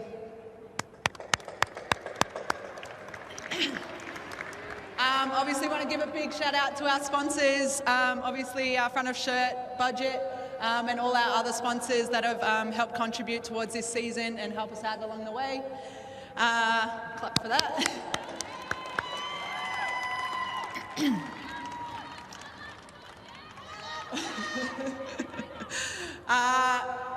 Obviously want to thank all our staff at the club for putting in all their effort.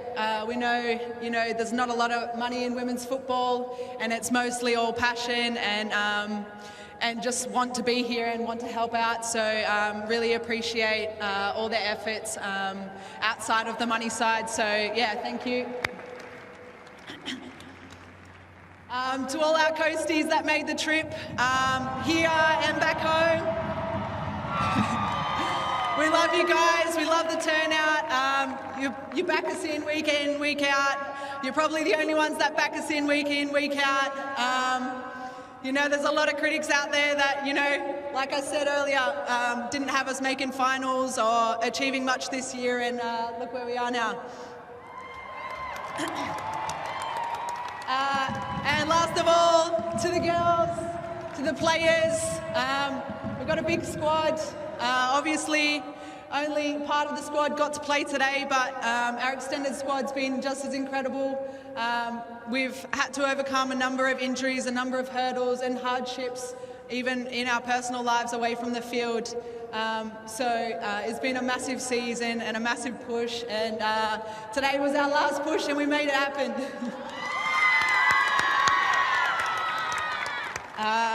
That's all I got. Trophy is all yours.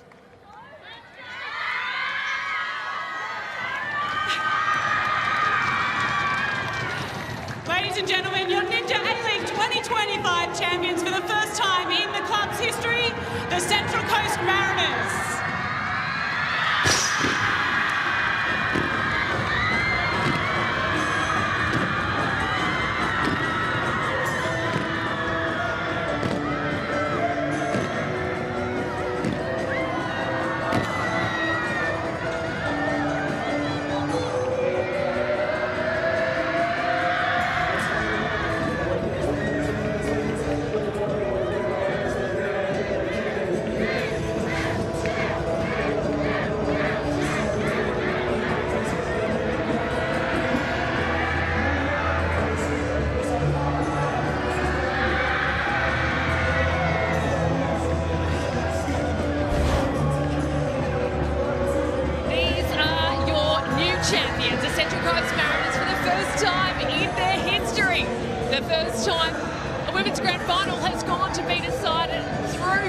Shootout, and they've done it. The little club that could. Maybe people call them the underdogs, but in their mind tonight, when they knew they were facing the might of Melbourne Victory, who had done it all before and won 3 championships, they knew that they could do it. Emily Husband with her hot little hands on that championship trophy in just her second season as a head coach here in the A-Leagues. An extraordinary moment and an incredible way to cap off their season. Grace Gill, as you join the coverage. What a moment for this team on the coast. Go the Coasties. This is so special for the Central Coast Mariners, and such a well-deserved victory after a season where Taryn King said it, against all odds. They were the underdogs coming into today. Victory had gone 15 undefeated, but they held on defensively solid. They were adaptable, they were flexible, and it went all the way down to the wire. The tacticians in Emily Husband and Jeff Hopkins, and ultimately it was Husband who had the final move and finished off the match.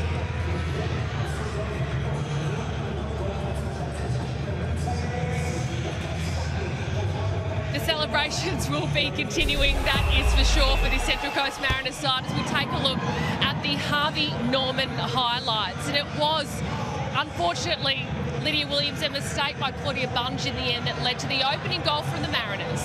Yeah, it's obviously a clearance and it didn't go away, and unfortunately that was when the Mariners scored their first goal. I think it was it was an arm wrestle of a game, and while Victory had a lot of chances, well, this is an opportunistic moment. I think this kind of epitomizes Izzy Gomez and across the course of the season, where other players might give up on an attack, where other players won't chase every ball and every opportunity. She did, and she made a moment that otherwise would have been a half chance into a goal. She opened the scoring in the grand final, and that really sums up the season that she has had this year. You absolutely have to be there. You have to be in the box. You have to be aggressive. You have to be hungry. Sometimes feeding off the scraps, don't you, Lydia, when you're looking at the opportunity that will open up, because it was such an arm wrestle. Yeah, I definitely think that that's what the Mariners were trying to do, keep a really tight back line, so minimise the chances that Victory had and try and get on mistakes. Victory made amends. Yeah, they did. And we spoke about